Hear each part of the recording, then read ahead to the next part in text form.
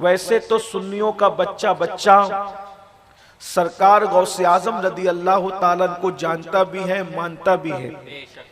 एक अटूट रिश्ता है हमारे दिलों का हुजूर गौसे आजम की जात से। वलियों की कायनात में हम जितना हुजूर गौसे आजम से मोहब्बत करते हैं शायद ही किसी से मोहब्बत की जा सकती है, बल्कि गौसे आजम की मोहब्बत अल्लाह ने हमारे मुल्क में जो दूसरे मजहब के लोग हैं उनके दिलों में भी पैदा किए। हमारे मुल्क का एक बादशाह राजा रंजीत सिंह गुजरे हैं। राजा रंजीत सिंह के दरबार में गौसे आजम का जिक्र होता था और गौसे पाक की नियाज वो किया करते थे। यानी कि सरकार गौसे आजम रदी अल्लाह ताला से मोहब्बत, मुसलमान तो मुसलमान, दूसरे मजहब के लोग भी गौस पाक से मोहब्बत करते हैं। आज मैं सरकार गौसे पाक रदी अल्लाह ताला की कुछ शान ऐसी पढ़ना चाहता हूँ कि कुछ हमें भी इबरत नसीब हो, हमारे नौजवानों के अंदर भी कोई इनकलाबी कैफियत पैदा हो। इसलिए कि हमारे नौजवानों को अभी हाल ये हो गया है कि यूट्यूब पर वो किसी भी गैर मोतबर इंसान को सुनकर उसका ज़हनो दिमाग भटकने लगा है, उसकी फिक्र भटकने लगी है। अच्छी तरह से याद रखना, ये जो मसलक है जिसे अहले सुन्नत व जमाअत कहते हैं, ये मसलक किसी बादशाह की मेज पर बैठ कर के नहीं बना, ये अंग्रेजों की मेज से हमें नहीं मिला। ये जो अहले सुन्नत व जमात का कदीम मसलक है, इसकी उम्र तकरीबन 1450 साल है और ये जो हमें मिला है वो सहाबे किराम और अहलुल बैत से मिला है। और ये सहाबा और अहले बैत का इज्तिमाई अकीदा है जिसे अहले सुन्नत व जमात कहते हैं। इसलिए इसमें कोई कमी नहीं है, इसमें कोई नक्स नहीं है, इसके अंदर कोई ऐब नहीं है। इसलिए कि इसके सारे जो तार मिलते हैं वो मुस्तफा जाने रहमत की अहदीस से मिलते हैं, कुरान करीम की आयतों से मिलते हैं। हुजूर गौसे आजम शेख अब्दुल कादिर जिलानी रदी अल्लाह ताला वलियों के सरदार है। जिसको भी विलायत मिलती है वली बनाने वाले मौला अली हैं और विलायत मौला अली उसी को देते हैं जिसकी तस्दीक व हिमायत सरकार गौसे आजम करते हैं। हुजूर गौसे पाक रदी अल्लाह ताला की हिमायत व तस्दीक जब तक किसी के नाम के साथ न हो उस वक्त तक वो वली नहीं बन सकता। हुजूर गौसे आजम रदी अल्लाह ताला अन्हु ने आपने तकरीबन अपनी जिंदगी में 12 कसीदे कहे और ये शान गौसे आजम की है कि हर शायर किसी न किसी की शान में कसीदा लिखता है, लेकिन हमारे मुर्शिद हुजूर गौसे आजम को ये हुक्म हुआ कि अल्लाह अकबर, आप अपनी शान को खुद बयान करें। सरकार गौसे आजम ने अपनी शान को खुद बयान फरमाया और खुद कहते हैं कि मैंने अपनी मर्जी से नहीं कहा बल्कि मुझे हुक्म हुआ कहने के लिए, तो मैंने अपनी शान खुद बयान फरमाई है। कायनात का ये यकता वली है जिसने अपना कसीदा खुद अपनी शान में अल्लाह रसूल के हुक्म से बयान किया। उसमें हुजूर गौसे आजम के कसीदों में 12 कसीदों में कसीदा है जिसे अल्लाह अकबर हम कसीदा गौसिया के नाम से जानते हैं। उसमें एक शेर है सरकार गौसे आजम, उसी पर आज की पूरी गुफ्तगू होगी मगर बहुत तवज्जो से सुनने की जरूरत है। वैसे माशाअल्लाह तवज्जो से सुनते ही हैं और वक्त भी हमारे पास बहुत महदूद है, हमें वक्त पर महफिल खत्म करके यहाँ से रुखसत होना है इंशाअल्लाह तबारक व ताला। अगर आपकी गुफ्तगू समझ में आ गई तो सरकार गौसे आजम की मोहब्बतों का चिराग हमारे दिलों के अंदर मजीद रोशन होगा। दिलों में मोहब्बत गौसे आजम का समंदर ठाटे मारने लगेगा और हमारे लिए निजात का सबब बनेगा इंशाअल्लाह। याद रखना, ऐसे लोगों से जुड़िए जिन लोगों से जुड़ना बाइस से निजात है, जिन ऐसे लोगों से जुड़िए जिनकी निस्बत निजात का बाइस बनती है।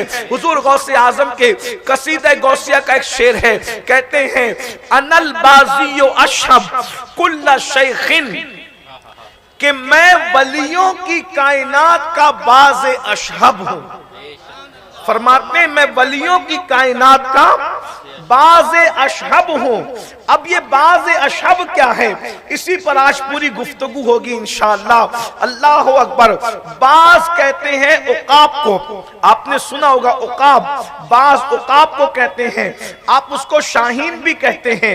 हालांकि कुछ लोगों ने उसमें तफरीक बयान की है, लेकिन अब मुहक्किकीन की तफरीक में आपको उलझाना नहीं है, अपनी असल गुफ्तगू की तरफ हमें बात करना है। उकाब, शाहीन, बाज़, ये सब एक ही नाम लोग बयान करते हैं। अब गौसे पाक कहते हैं कि मैं वलियों की दुनिया का बाज़े अशहब हूं। लोगत में जब आप उठाएंगे लोगत, तो बाज़ का मतलब तो आप समझ गए उकाब के, शाहीन के समझ गए, आप समझ गए कि ईगल वही बाज़, वही शाहीन, वही ईगल, वही उकाब। अब ये जो अशहब कहा, तो अशहब का माना होता है, कुछ लोगों ने लुगत लिखते वक्त अशहब को लिखा बाज़, अशहब का मतलब सफेद बाज। बाज लोगों ने लिखा बाज़ अशहब का मतलब सब्ज बाज। लेकिन जब आप सारे माना को मिलाते हैं, तो मेरे अपने नजर में ये माना बड़ा खूबसूरत लगता है, चमकता हुआ बाज। इसलिए कि ये नूरानी खानदान के फर्द है, तेरी नस्ल पाक में है, बच्चा बच्चा नूर का, तू है ऐने नूर, तेरा सब घराना नूर का। अब बाज है बाज, और बाज भी वो नूर वाला बाज, चमकता हुआ बाज। गौसे पाक कहते हैं मैं वलियों की दुनिया का बाज हूं। और अब बाज किसे कहते हैं, अब वो समझिए, ताकि गौस पाक ने अपनी जो शान बयान की है वो आपको मुकम्मल समझ में आ जाए। वैसे तो गौसे आजम समझने की चीज नहीं है, जब करामत समझ में नहीं आती, करामत कहते उसको है जो वली का फेल होता है।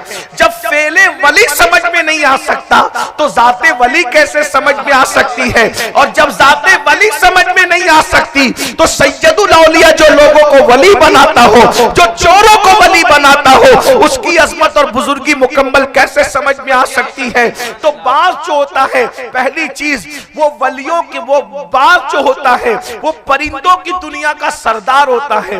बाज परिंदों की दुनिया का सरदार, अल्लाह अकबर। यानी परिंदों में जो सरदार है उसे उकाब कहते हैं, उसे बाज कहते हैं। गौस पाक कहते हैं मैं वलियों की दुनिया का बाज हूं। यानी जैसे परिंदों की दुनिया का सरदार बाज होता है, वैसे अब्दुल कादिर जिलानी वलियों की दुनिया का सरदार है। अल्लाह अकबर।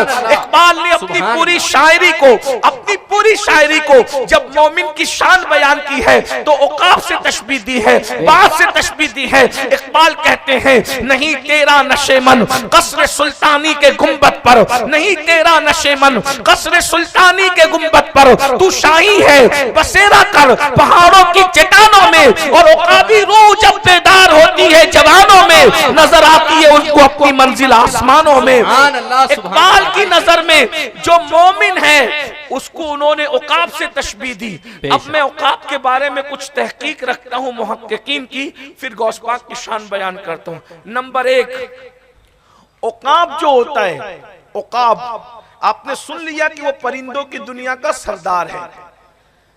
दूसरी बात यह है कि उकाब जितना ऊपर उड़ता है, ऊंचा, कोई परिंदा उसके बराबर नहीं उड़ता। उकाब के बराबर कोई परिंदा नहीं उड़ सकता। गौस पाक ने कहा मैं उकाब हूं, वलियों की दुनिया का उकाब हूं। अब गौस पाक कहना क्या चाहते हैं, ये तो पूरी जिंदगी बयान कीजिए, जिंदगी खत्म होगी लेकिन इसकी तशरीह खत्म नहीं हो सकती, है ना। गौस पाक फरमा रहे हैं कि मैं वलियों की दुनिया का उकाब हूं, और उकाब की शान ये है कि उसके बराबर कोई कौवा नहीं उड़ सकता, उसके बराबर कोई चिड़िया नहीं उड़ सकती। और उकाब कितना ऊपर जाता है, हजारों मील वो ऊपर उड़ता है। ये कोई मुबालगा नहीं, इंटरनेट पर आप सर्च कर सकते हैं। इतनी ऊपर कोई परिंदा नहीं जाता जितना ऊपर उकाब जाता है, और उकाब इतना ऊपर उड़ता है। अब आप समझिए, इतना हजारों मील के ऊपर वो उड़ता है, ये उसकी परवाज है, यानी कोई परिंदा उसके बराबर उड़ नहीं सकता। गौस पाक कहते हैं कि मैं परिंदों की दुनिया का उकाब हूं, जैसे उकाब के बराबर कोई परिंदा परवाज नहीं कर सकता, वैसे रूहानियत की दुनिया में अब्दुल कादिर के बराबर किसी की परवाज नहीं हो सकती। कोई वली रूहानियत की दुनिया में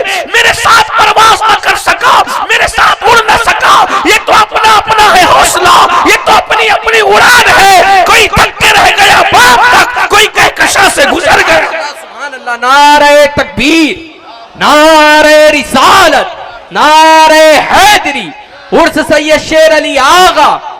सुभान अल्लाह, सुभान अल्लाह। कहां परवाज की गौसे आजम ने और कहां तक परवाज हुई गौसे आजम की? तो गौसे आजम फरमाते जहां जहां मेरे नबी गए मैंने वहां वहां परवाज। गौस पाक कहते हैं जहां जहां नबी ने कदम रखा वहां वहां मैंने कदम रखा, उनके कदम पर मैंने कदम रखा, उनके कदम पे मैंने कदम रखा। जिस मंजिल में हुजूर गए उस मंजिल में मैंने कदम रखा। बस एक मंजिल थी जहां मैं नहीं जा सका और वो मंजिल है मंजिल नबूवत। उन्होंने नबूवत पे कदम रखा, उस मंजिल में मेरा गुजर न हो सका, इसलिए कि खत्मे नबूवत का ताज हुजूर के सर पर था। तो कहते हैं मकामे नबूवत के अलावा जहां जहां रसूलुल्लाह पहुंचे वहां वहां उनके सदक़े में मैं पहुंचा। इसीलिए हजरत आसी गाजीपुरी कहते हैं, आसी गाजीपुरी कहते हैं पूछते क्या हो शहे जीला के फजाइल आसी, पूछते क्या हो शहे जीला के फजाइल आसी। हर फजीलत के वो जामे हैं नबूवत के सिवा, हर फजीलत के वो जामे हैं नबूवत। गौस पाक की शान जरा अंदाजा करे। ये हजरत आसी गाजीपुरी कोई मामूली आदमी नहीं है। आसी गाजीपुरी वो हस्ती है कि हुजूर सदरुल शरिया और जफरुल जो है वो अल्लामा जफरुद्दीन जैसे लोग जिनकी तारीफ करते नजर आते हैं। ये आसी गाजीपुरी कोई मामूली हस्ती का नाम नहीं है। आप जिनको जानते जो जानते वो जानते हैं। उन्हीं का बड़ा मशहूर शेर है आज फूले न समाएंगे कफन में आसी, कब्र की शबे किस गुल से मुलाकात की रात। बहुत बड़े वली आसी गाजीपुरी रहमतुल्लाहि ताला अलैह। तो बहरहाल अंदाजा फरमाए तो हुजूर गौस पाक फरमाते मैं उकाब हूं वलियों की दुनिया का। अब जो आप बात जहन में रखते जाइएगा और आगे फिर हम कुछ नतीजा उससे अखज़ करेंगे और आपको बात समझ में आएगी इंशाअल्लाह। हालांकि आप हमारे सुन्नी जलसे में देर से आने के आदी हैं, मगर आप आ ही रहे हैं जल्दी, आज आप आ गए तो बैठते जाइए, लेकिन उठने बैठने में आपका दिमाग मुंतशिर नहीं होना चाहिए, क्योंकि इंतहाई फिक्री गुफ्तगू आपके सामने हो रही है तो आपको फिक्र जहन के साथ सुनना चाहिए।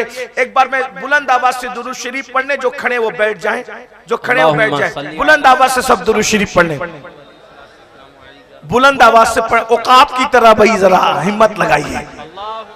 अल्लाहुम्मा सल्ली अला सय्यदिना व मौलाना मुहम्मदिन मादनिल जूदी वल करम वालिहिल किराम व इब्निहिल करीम व उम्मतिहिल करीमा या अकरमल अकरमीन व बारिक वसल्लिम। ये भाई लोग जाने वाले हैं क्या? बैठने वाले हैं? ये बैठ जाओ भाई माशाल्लाह, अंदर आ जाए, अंदर आके जब सुनना ही है तो इज्जत के साथ बैठ के सुनो अच्छे से। हाँ, अगर आपको ऐसे ही थोड़ी देर सुन के जाना है तो अलग बात है, लेकिन अगर आपको महफिल पूरी सुनना है तो बैठ जाइए अच्छे से। एक बार फिर दुरूद शरीफ पढ़ें। अल्लाहुम्मा सल्ली अला सय्यद। असल में ऐसा हुआ कि आज मेरी फ्लाइट जो है वो नागपुर से है और वो भी 6 बजे की फ्लाइट। तो मैंने नईम भाई से कहा था कि मैं जल्दी से तकरीर करके चला जाऊंगा, थोड़ा कोऑपरेट कीजिएगा, क्योंकि इत्तेफाक ऐसा है कि मुझे जहां जाना है तो वो यहाँ से फ्लाइट नहीं है, वो वहीं से है, तो मुझे जल्दी निकलना होगा। तो मैंने ये भी कहा था कि ऐलान कर देना कि मैं जल्दी चला जाऊंगा। देखो, लेकिन ये हमारी सुन्नी कौम है, हम इनको जब बुलाते हैं ये आ जाते हैं। हमने 9 बजे बुलाया तो लोग आगे, जल्दी बुलाया तो आ गए माशाल्लाह। अगर हम अपने जलसों का मिजाज यही बना ले कि बेशा के बाद आओ 10 बजे खत्म, तो भी हमारी कौम आ जाएगी। यानी हमारी कौम बहुत वफादार कौम है माशाल्लाह, जब बुलाओ तब आ जाते हैं। तो जरा सा आशिकों की तरह दुरूद शरीफ पढ़ो, फिर मैं अपनी गुफ्तगू आगे बढ़ाता हूँ। अगर ये जो भाई लोग खड़े हुए हैं अगर ये भी अंदर आ जाए तो बहुत अच्छा हो जाए। आप लोग जो खड़े हुए हैं, आपसे कह रहा हूँ माशा, बहुत अच्छे लोग हैं ना आप लोग माशाल्लाह। आ जाए, बैठ जाए, इत्मीनान से बैठ जाए, कब तक खड़े रहोगे? हाँ, आप भी जो ये भाई जो खड़े हुए, भाई ये कोई बारात नहीं है कि आप खड़े रह करके तमाशा देखो। ये सरकार गौसे आजम की महफिल है, उनके नाना जान की महफिल में यहाँ इज्जत के साथ लोगों को बिठाया जाता है। एक बार फिर बुलंद आवाज से दुरूद शरीफ पढ़े, गुफ्तगू आगे बढ़े। अल्लाहुम्मा सल्ली अला सय्यदिना व मौलाना मुहम्मदिन मादिनिल जूदी वल करम वालिहिल किराम अजमईन। मेरी गुफ्तगू के दरमियान में उलमाए किराम भी आए, सादात किराम, हमारे सैयद साहब बिरादर मौज़म करीम, वो भी तशरीफ लाए। तो अगर जो है वो गुफ्तगू हो रही थी इसलिए उनका इस्तिकबाल नहीं हो सका। जब सरकारों का जिक्र हो रहा हो तो फिर किसी का इस्तिकबाल करना बेअदबी से करीब है, तो मैं अब मैं इनका इस्तिकबाल, सबका इस्तिकबाल कर लेता हूँ। इन सब बुजुर्गों का, हमारे सैयद बादशाह का सबका इस्तिकबाल है। फिर आप लोग दुरूद शरीफ पढ़ लें। सल्लल्लाहु अलैहि वसल्लम। दुरूद शरीफ पढ़ने के लिए कहा जाता है तो सुन्नी ऐसे पढ़ता है, मजा नहीं आया। दुरूद जब भी कोई पढ़ने के लिए, कोई बच्चा भी कहे दुरूद पढ़ने के लिए, ऐसा पढ़ो कि पूरी महफिल गूंज जाए। करीब से कोई गुजरे तो उसको लगे कि यहाँ आशिक बैठे हुए हैं। दुरूद शरीफ पढ़े बुलंद आवाज से, माइक में मत पढ़िए ताकि इनको पता चले कि ये पढ़ रहे हैं। बुलंद आवाज से पढ़िए, अल्लाहुम्मा सल्ली अला सय्यदिना व मौलाना मुहम्मदिन मादिनिल जूदी वल करम। एक बार फिर पढ़िए मेरे आका की बारगाह में दुरूद शरीफ सल्लल्लाहु अलैहि नबी व अस्हाबी व बारिक वसल्लम। एक बार फिर पढ़िए मेरे आका की बारगाह में दुरूद शरीफ, अल्लाह रब्ब मुहम्मदिन सल्लल्लाहु अलैहि वसल्लम नहनु इबाद मुहम्मदिन सल्लल्लाहु अलैहि वसल्लम व अला ज़वी व आलिहि अबदद दुहूर व कररमा। एक बार फिर पढ़िए दुरूद शरीफ, अल्लाहुम्मा सल्ली अला सय्यदिना व मौलाना मुहम्मद व आले सय्यदिना व मौलाना मुहम्मद कमा सल्लैता अला इब्राहीम व अला आले सय्यदना इब्राहीम इन्नका हमीदुम मजीद। अल्लाहुम्मा बारिक अला सय्यदिना व मौलाना मुहम्मद व आले सय्यदना मौलाना मुहम्मद कमा बारकता अला इब्राहीम व अला आले सय्यदना इब्राहीम इन्नका हमीदुम मजीद। जज़ल्लाहु अन्ना सय्यदना मौलाना मुहम्मद सल्लल्लाहु अलैहि वसल्लम व अहलु सलातु व सलामन अलैका या जद्दल हसन वल हुसैन, सलातु व सलामन अलैका या सय्यदना या जद्दल गौसस सकलैन। तो अर्ज ये कर रहा था, अब सुनिए इत्मीनान से, माशाअल्लाह अब आप इत्मीनान से बैठ गए तो सुनिए। जो उकाब होता है उसके बराबर किसी की परवाज नहीं होती। गौस पाक फरमाते हैं कि मैं वलियों की दुनिया का उकाब हूं, इसलिए कोई वली मेरे बराबर परवाज न कर सका रूहानियत की दुनिया में। और सरकार गौसे आजम वहां पहुंचे जहां किसी का तसव्वुर भी नहीं पहुंच सकता, लेकिन ये रूहानियत के एतबार से पहुंचे। अब मैं ये रूहानियत की बात कर रहा हूं। तोहफतुल कादरिया में मैं साथ में हवाला भी पढ़ रहा हूं, क्योंकि कुछ मेंढकियों को जुकाम है, उनको ना वलियों की अजमत समझ में आती है, ना अहले बैत की शान समझ में आती है, ना अंबिया की शान समझ में आती है, ना सहाबा की शान समझ में आती है। इसलिए साथ साथ हम आपके सामने हवाला भी पढ़ रहे हैं, जाकर के चेक करना। लोग कहते हैं तो कहानी किस्से की किताब है, ये तो अभी 2 साल पुरानी किताब है, ये तो 5 साल पुरानी। मैं 5 साल नहीं, 1 सदी पुरानी, सदियों पुरानी किताबों से जिक्र कर रहा हूँ। शेख अबुल मुआली रहमतुल्लाह अलैह अपनी किताब तोहफतुल कादरिया में लिखते हैं, गौस पाक की परवास कहां तक है जरा गौर करना। मेरी कौम के जवानों, नाबालिग मुहक्किकीन पर फिसलने की बजाय अपने मुस्तनद और मोतबर बुजुर्गों के नजरियात की तरफ आओ। शेख अब्दुल कादिर गैलानी की परवास देखो, फरमाते में बाज अल्लाह अकबर। लोग इसको मान गए कि बाज हजारों मील ऊपर परवास कर सकता है। अरे परिंदे की परवास मान लिया, नबी के बेटे की परवास कब मानोगे? नबी के बेटे की रूहानी परवास कब मानोगे? आओ उनकी परवास देखो, क्या परवास है मेरे मुर्शिद की। अल्लाह अकबर। साहिब तोहफतुल कादरिया लिखते हैं कि जब अल्लाह के रसूल सल्लल्लाहु अलैहि वसल्लम मेराज पर तशरीफ ले गए तो अल्लाह के रसूल अलैहिस्सलातु व तस्लीम ने एक रूह को देखा। ये मैं तो रूह जैसे समझाने के लिए कह रहा हूँ। एक वजूद देखा, एक खूबसूरत जवान का वजूद देखा। पूछा अल्लाह ये कौन है? इरशाद हुआ ये आपकी औलाद में, आपके बेटों में एक बेटा है जिसका नाम अब्दुल कादिर जिलानी है। उस जवान ने अपनी गर्दन को रसूलुल्लाह के सामने खम कर दिया। हुजूर ने उनके कंधे पर अपना कदम रखा। शबे मेराज नबी ने अपना पांव, अपना कदम सरकार गौसे आजम के कंधे पे रखा और कंधे पे रखकर हुजूर आगे की मंजिल को तशरीफ ले गए और दुआ की, मौला इसने अपनी गर्दन मेरे सामने खम की है, मेरी उम्मत का हर वली इसके सामने अपनी गर्दन को खम करे। ये परवाज़ है गौसे आजम की, ये सरकार। इसीलिए हमारे बुजुर्गों ने फरमाया जब हुजूर गौसे आजम की विलादत हुई तो पैदाइश के वक्त रसूलुल्लाह का कदम गौसे पाक की पुश्त पर मौजूद था, पुश्त का निशान मौजूद था। ये सरकार गौसे अतमाम रज़ियल्लाहु ताला की परवाज़ है। फिर गौसे पाक फरमाते हैं अनल बाज़ी अशब कुल्ला शैखिन, मैं वलियों की कायनात का बाज हूं। देखा गौस पाक की परवास कितनी ऊंची है। नंबर 2, जो बाज होता है, जो बाज होता है वो किसी का बचा कुचा शिकार नहीं खाता, बाज खुद शिकार करता है। बाज ताजा शिकार करके खुद खाता है। तहकीक कीजिए, मैं अपनी तरफ से नहीं, ये तो कोई किताब की हमारी बात भी नहीं है। इस उन्वान में तो हम आपसे कमजोर है। बास पर जो तहकीक है इंटरनेट पे चेक कीजिए, जाइए चेक कीजिए। किताबों में जो है वो तो अपनी जगह है, लेकिन याद रखना उलमा की तहकीक फिर अपनी तहकीक है। लेकिन इंटरनेट की दुनिया को मानने वालों जरा चेक करो, आज से 900 साल पहले मेरे मुर्शिद ने कहा मैं बाज हूं, आज तुम बाज पे तहकीक कर रहे हो। बाज के बारे में लोग कहते हैं औकात के बारे में कि वो किसी का बचा कुचा शिकार नहीं खाता, वो खुद शिकार करता है। गीद दूसरों का शिकार किया हुआ खाता है, कुत्ते दूसरों का शिकार किया हुआ खाते हैं, लोमड़ी दूसरों का शिकार किया हुआ खाती है, दूसरे परिंदे कौवे वगैरह दूसरों का शिकार। लेकिन बाज इतना गैरतमंद होता है, वो खुद शिकार करता है और वो किसी का बचा कुचा शिकार नहीं खाता। अब क्या मतलब, मैं वलियों की दुनिया का बाज हूं, यानी मुझे ये मत समझना कि मैंने रूहानियत के दस्तरखान पे किसी का बचा कुचा खाया है, इसलिए कि वलियों को भी तो बचा कुचा मिला है। एक वली था, उसने सीना लगाकर दूसरे को वली बना दिया, उसने सीना लगा के तीसरे को वली बना दिया, उसने नजरें मिलाकर किसी को वली बना दिया। कोस्ता कहते मैं बाज हूं बाज, मुझे किसी ने सीना लगा के वली नहीं बनाया, मुझे मेरे मुर्शिदों के फ्यूज और बरकत ने वली नहीं बनाया, बल्कि सुन लो अल्लाहू अकबर, अब्दुल कादिर वो है, हर मंजिल विलायत की मैंने खुद तय की है और तय कराने वाला कोई वली नहीं था। जब मैं विलायत की मंजिलें तय कर रहा था तो एक हाथ रसूलुल्लाह के हाथ में था, दूसरा हाथ अली मुर्तजा के। नारे तकबीर, नारे रिसालत, नारे हैदरी, खलीले आज़म हिंदुस्तान, अल्लामा सैयद अमीनुल कादरी साहब बिला। ये है सरकार गौसे आजम की शान।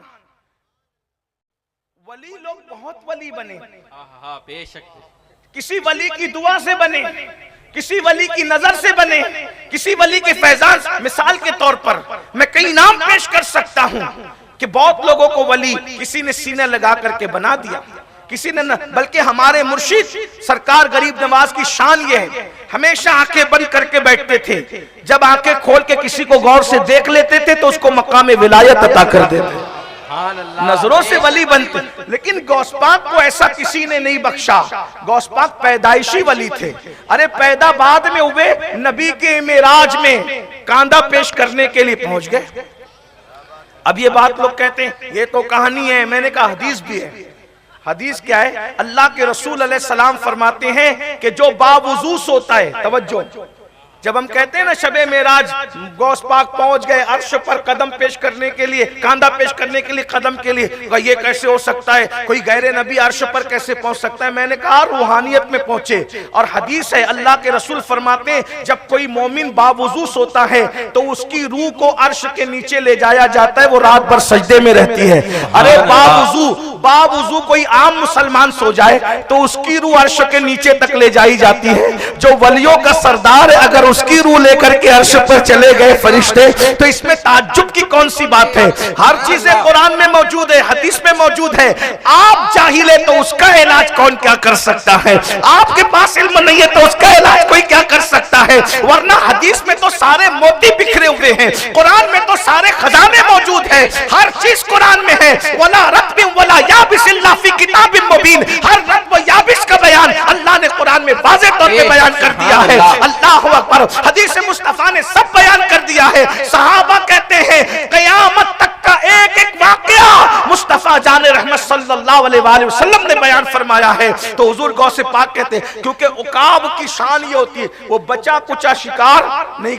गौस पाक का बचा कुचा कहते सकानिल हुब्ब का सातिल विसाली फकुलतु ली खमरती नहवी ताली, मेरा बचा कुचा लोगों ने पिया तो अल्लाह ने उनको मकाम विलायत अता कर। गौस पाक ने किसी का बचा कुचा नहीं लिया क्योंकि वो उकाब है। अब यहाँ मैं थोड़ा रुक कर अपनी बात करूं फिर आगे बढ़ते हैं, क्योंकि मेरी जिंदगी का मकसद है कि जो महफिल में आए उनको भी तो कुछ मिले, क्योंकि आप तो गौस पाक बन नहीं सकते, मैं भी नहीं बन सकता, निजामुद्दीन औलिया नहीं बन सके गौस पाक के मंज़ब पर, तो मैं और आपकी औकात क्या है? लेकिन इतना याद रखिए हमें कुछ संभलना होगा। वलियों की जिंदगी सुनकर सिर्फ सुभान अल्लाह नारे लगा करके काम नहीं बनता। हमें मोमिन को भी डॉक्टर इकबाल ने उकाब से तशबीह दी कि तुम भी उकाब हो, गौस पाक वलियों की दुनिया के उकाब और तुम इस दुनिया के उकाब हो। तो जैसे उकाब, अब मैं आपसे भी मुखातिब हूं, अभी आगे बयान करूंगा गौस पाक किस तरह वलियों की दुनिया के उकाब है, लेकिन आपसे भी कहता हूं आप भी उकाब हो, इंसानों के उकाब। वो वलियों में उकाब है, तुम इंसानों में उकाब हो। तो जैसे उकाब कौवों के साथ नहीं उड़ता, तो तुम भी मोमिन हो, गैरे मोमिन से तुम्हारी दोस्तियां क्यों है? बात समझ में आती है? गैरे मोमिन से तुम्हारी दोस्तियां कैसी है? उकाब उकाब के साथ उड़ता है, उकाब कौवों के साथ नहीं उड़ता, उकाब चिड़ियों के साथ नहीं उड़ता। इसलिए मेरी गुजारिश है, ए मुसलमान नौजवानों, तुमने दोस्ती गेम्स से कैसे कर रखी है, तुमने दोस्ती जुए से कैसे कर रखी है, तुमने दोस्ती शराब से कैसे कर रखी है, तुमने दोस्ती गुनाह से कैसे कर रखी है। इसलिए कि ये उकाब की तौहीन है कि वो गैर उकाब से दोस्ती करे। तुम्हारी दोस्ती तो निजामुद्दीन औलिया से होनी चाहिए थी, तुम्हारी दोस्ती तो शेर अली आगा से होनी चाहिए थी, तुम्हारी दोस्ती तो बगदो में सिमना से होनी चाहिए थी, तुम्हारी दोस्ती तो कुतुबुल अक्ताब बख्तियार काकी से होनी चाहिए थी। क्या दिन आ गए हैं, अल्लाह अकबर। जो कायनात के उकाब हैं, मोहम्मद रसूलुल्लाह के औकाब हो तुम, इसलिए तुम्हें तो दोस्ती किसी गैर से नहीं करना चाहिए। अफसोस, आज गैरों की दोस्ती पर तुम फख्र करते हो, गैरों की दोस्ती पर तुम नाज करते हो। याद रखना, गैरों के साथ उठो बैठो जरूरत के मुताबिक, लेन देन करो जरूरत के मुताबिक, लेकिन दोस्तियां न रचाओ, उनसे मोहब्बतों का माहौल न करो। इसलिए कि मोमिन मोमिन से मोहब्बत करता है, मोमिन मुनकिर से मोहब्बत नहीं कर सकता, मोमिन गैर मोमिन से प्यार नहीं कर सकता। बल्कि आजकल तो हालात इतने बदले, अब मोमिनीन गैर मोमिन लड़कियों के साथ शादी रचाने की बात करते हैं, मोमिन लड़कियां गैर मोमिन लड़कों के साथ शादी रचाने की बात करती है। सुन लो, औकाब का तकाबुल कभी कौवे और चिड़ियों से नहीं हो सकता। अपनी अजमत को समझो, अपने मकाम को समझो, अपने मर्तबे को समझो, अपनी अजमत को समझो। खुदा ने जो तुम्हें ईमान की डिग्री दी है, ये ईमान की डिग्री सिर्फ तुम्हारा नसीबा है, बड़े बड़े बादशाहों को ये चीज नसीब नहीं जो अल्लाह ने तुम्हें अता की है। इसीलिए जब किसी मोमिन को कोई गरीब कहता है तो मुझे तकलीफ होती है। जो मोमिन हो वो कभी गरीब नहीं हो सकता, इसलिए कि ईमान की दौलत से बड़ी कोई डिग्री हो ही नहीं सकती, ईमान की दौलत से बड़ी दौलत कोई हो नहीं सकती। इसलिए अल्लाह ने जिनको चुना उनको ईमान की दौलत अता की। इसलिए अपनी अजमत का अंदाजा करो। और फिर औकाब की दूसरी शान कि औकाब किसी का बचा कुचा शिकार नहीं खाता। तो मैं इन नौजवानों से कहता हूं, तुम भी मोहम्मदुर रसूलुल्लाह के औकाब हो। तुम माँ बाप के टुकड़ों पर कैसे पल रहे हो? जवान होने के बाद तुम माँ बाप के टुकड़ों पे कैसे पल रहे हो? जवान होने के बाद तुम बड़े भाई के टुकड़ों पे कैसे पल रहे हो? बल्कि तुम्हारी शान ये होनी चाहिए कि तुम खुद कमाओ और खुद खाओ और खुद खाकर दूसरों को खिलाओ, क्योंकि तुम औकाब हो। आजकल हमारे नौजवान छोकरे कपड़ों पे ज्यादा फोकस करते हैं, जूतों पे ज्यादा फोकस करते हैं, घूमने फिरने पे ज्यादा फोकस करते हैं। मैंने कहा अच्छे कपड़े पहनो, कोई बुराई नहीं, लेकिन खुद कमा के पहनो। चोरी करके अच्छे कपड़े पहनना कोई कमाल नहीं, बाप के माल पे अच्छे कपड़े पहनना कोई कमाल नहीं, बड़े भाइयों के माल पे अच्छे कपड़े पहनना कोई कमाल नहीं। आजकल के छोकरे कामचोर हैं, ज्यादातर बातें बड़ी बड़ी करेंगे, हीरो के स्टाइल में मटक मटक कर चलना है। कमाना नहीं है, मेहनत करो, कमाओ, दूसरों का बचा कुचा खाने की बजाय खुद कमा कर खाओ। सैयदना दाऊद अलैहिस्सलाम बादशाह थे, बादशाह, और रोजाना भेष बदल कर निकला करते थे। और आप लोगों से पूछते थे कि बताओ दाऊद के बारे में तुम्हारा क्या ख्याल है? एक दिन अल्लाह ने जिब्रील अलैहिस्सलाम को इंसानी शक्ल में भेजा और कहा जाओ दाऊद को बता दो असल चीज क्या है। हजरत दाऊद को इंसानी शक्ल में जिब्रील अलैहिस्सलाम मिले तो वो उनसे पूछने लगे दाऊद के बारे में आपका क्या ख्याल है। कहा आदमी तो बहुत अच्छा है मगर अपने हाथ का कमाया हुआ नहीं खाता, दूसरों का कमाया हुआ खाता है। अगर अपने हाथ का कमाया हुआ खाए तो फिर बात बड़ी होगी। उस दिन हजरत दाऊद लौटे, बहुत रोए, अल्लाह की बारगाह में दुआ की और अर्ज़ किया मौला मुझे कोई हुनर सिखा दिया जाए ताकि मैं अपने हाथ से कमा के खाऊं। अल्लाह ने उनको ज़रा बनाने का हुनर सिखाया और उनके हाथों में लोहा ऐसे नरम कर दिया जैसे आटा लोगों के हाथों में नरम हो जाता है। हजरत दाऊद ज़रा बना करके बेचा करते थे और उसी को बेच करके खाया करते थे। आज मुझे बताओ मेरी कौम के जवान गेम में मसरूफ है, जुए में मसरूफ है, इधर इसके ओटे पे बैठे, उधर होटल पे बैठे, उधर पिकनिक पे गए। पिकनिक पे जाना कोई जुर्म नहीं, सैर को जाना कोई जुर्म नहीं। इस्लाम जितने इंजॉय की बात करता है इतने इंजॉय की बात दुनिया का कोई मजहब नहीं करता।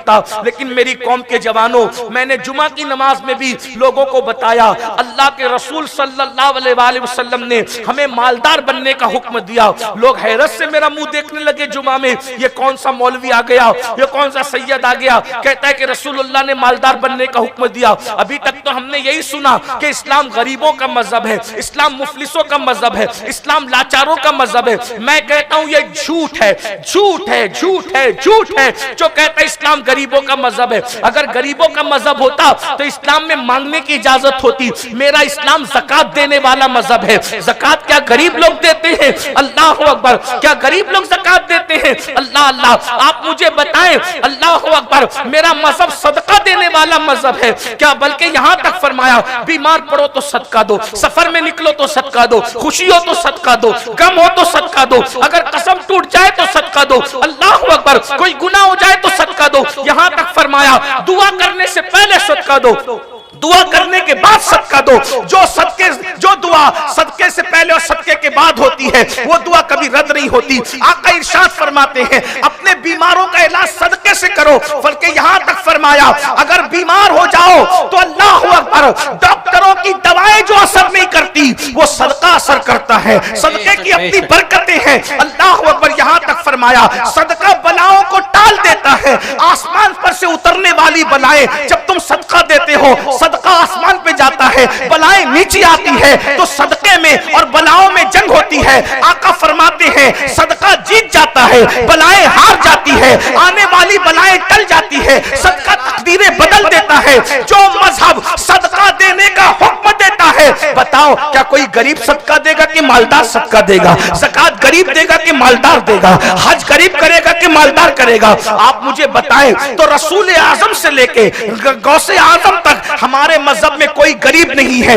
ये बात मैं बार बार दोहराता हूँ और इंशाअल्लाह जिंदगी भर दोहराता रहूंगा, क्योंकि इस्लाम भिखारियों का मजहब नहीं है, इस्लाम अता करने वालों का मजहब है, इस्लाम देने वालों का मजहब है, इस्लाम नवाजने वालों का मजहब है। इसीलिए तो देखो गरीब नवाज किसी बादशाह के आस्थाने पे नजर नहीं आते, बादशाह गरीब नवाज की चौखट पे नजर आते हैं। गरीब नवाज बता रहे हैं कि हम लोग फाका कश होने के बावजूद भी किसी के मोहताज नहीं है, वक्त के ताजदार। जब तक जमीन के ऊपर हम हैं तब भी हमारे मोहताज रहेंगे और जमीन के अंदर चले जाएंगे तब भी बादशाह हमारे मोहताज। सुभान अल्लाह। इसीलिए अकबर गरीब नवाज की चौखट पे नजर आ रहा है, शाहजहां गरीब नवाज की चौखट पे नजर आ रहा है, औरंगजेब गरीब नवाज की चौखट पे नजर आ रहा है। अल्लाह अकबर, शहाबुद्दीन चाहे वो गरीब नवाज की चौखट पे नजर आ रहा है, अल्तमश गरीब नवाज की चौखट पे नजर आ रहा है, और आज के वजीर भी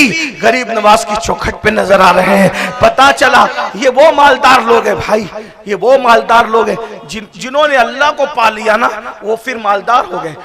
इसलिए तुम भी मालदार बनो, लेकिन जेब काट के मालदार नहीं बनना, मोबाइल चुरा के मालदार नहीं बनना, सूद के धंधे करके मालदार नहीं बनना, ब्याज के धंधे करके मालदार नहीं बनना, बेईमानी करके मालदार नहीं बनना, मस्जिद और मदरसों के चंदे खा के मालदार नहीं बनना। मालदार बनना तो अपनी मेहनत से बनना, इसलिए कि हलाल से जब मालदार बनोगे तुम्हारी नस्लों तक वो दौलत काम आएगी। हराम से बनोगे, हराम आता तेजी से, जाता तेजी से है, हराम में बरकत नहीं है। तो मैं कहना ये चाहता हूँ मालदार बनिए। अल्लाह के रसूल ने फरमाया गुर्बत कभी कभी इंसान को कुफ्र तक ले जाती है।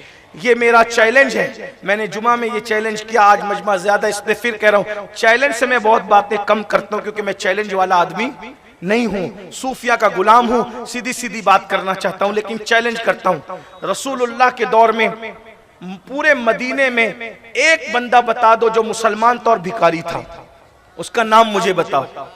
एक भिखारी बताओ मदीने में। ये मुसलमानों तुम्हारी तारीख है। सिद्दीक अकबर के दौर में एक फकीर का नाम बताओ जो मुसलमान था और भिखारी था। फारूक आजम के दौर में एक मुसलमान बताओ जो भिखारी था। तहकीक करो, इल्म आ गया ना तो तहकीक करो। नहीं बता सकते। बल्कि अंग्रेजों ने हिंदुस्तान की तारीख लिखते वक्त ये कहा कि शाहजहां के दौर में भी रास्ते पे हमें कोई भिखारी नजर नहीं आया। ये तुम्हारी तारीख है। और आज मुसलमानों के हालात इस कदर नाजुक हो गए कि मुसलमानों की बेटियां बुर्का पहन करके सिग्नलों पे भीख मांग रही है।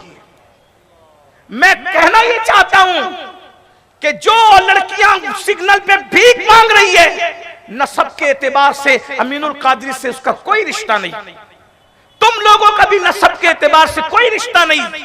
लेकिन अगर बुर्का पहन करके वो कलमा पढ़ के भीख मांग रही है तो कलमे का रिश्ता तो है, कलमे के रिश्ते से वो तुम्हारी बहन तो है। उस वक्त तो तुम्हारी आंखों में क्यों आंसू नहीं आते जब तुम रसूलुल्लाह की एक उम्मती बेटी को भीख मांगते हुए सिग्नल पे देखते हो? कोई ईसाई मजहब की लड़की ईसाई मजहब के लिबास में कभी सिग्नल पे भीख मांगते मिली? कोई सिख मजहब की लड़की सिख मजहब के लिबास में भीख मांगते सिग्नल पे मिली?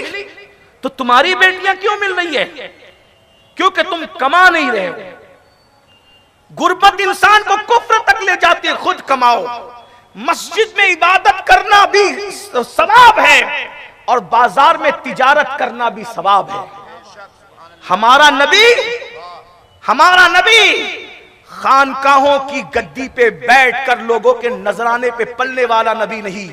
हमारा नबी शाम की मंडी में तिजारत करने वाला नबी। हमारा नबी मक्के की मंडी में तिजारत करने वाला नबी। हमारा नबी मदीने मुनव्वरा की मंडी में तिजारत। मेरे जुमले सख्त हो तो मुझे यही माफ कर देना, लेकिन नश्तर जो लगाता है वो दुश्मन नहीं होता। गद्दियों पे बैठकर काम चोरी का सिलसिला बाद में शुरू हुआ है, सदियों के बाद, वरना मेरे आका ने अपना काम खुद किया। बल्कि जब लोग नजराना लेकर आए तो फरमाया कुरान के लहजे में, ला अस्अलुकुम अलैहि अजरा, मुझे तुम्हारी कोई जरूरत नहीं है।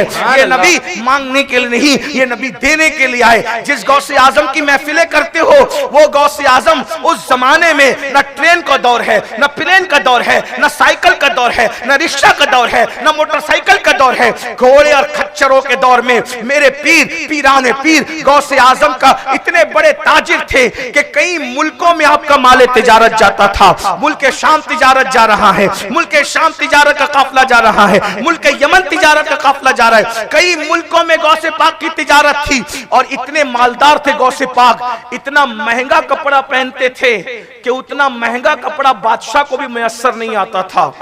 और वो भी एक एक हफ्ते तक नहीं पहने रहते थे वो महंगा कपड़ा, बल्कि आज पहना और कल उतार के किसी गरीब को पहना दिया। उतना महंगा जो बादशाह भी नहीं पहनता था वो गरीब को पहना देते थे। दूसरे दिन रोजाना नए जूते पहनते थे, वो नए जूते किसी गरीब को पहना।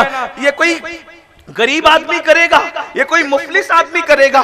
मेरे भाइयों, आज हमें मालदार बनने की बहुत जरूरत है। औकाब बनो, औकाब। नौजवानों से कहता हूं, अगर चने बेच सकते हो तो चने बेचो। जिल्लत की जगह खड़े होने से मत शर्माओ। तिजारत करने के लिए, जो हलाल कमाने के लिए जो जिल्लत की जगह खड़े रहता है, अल्लाह उसे अपनी तरफ की इज्जत अता करता है।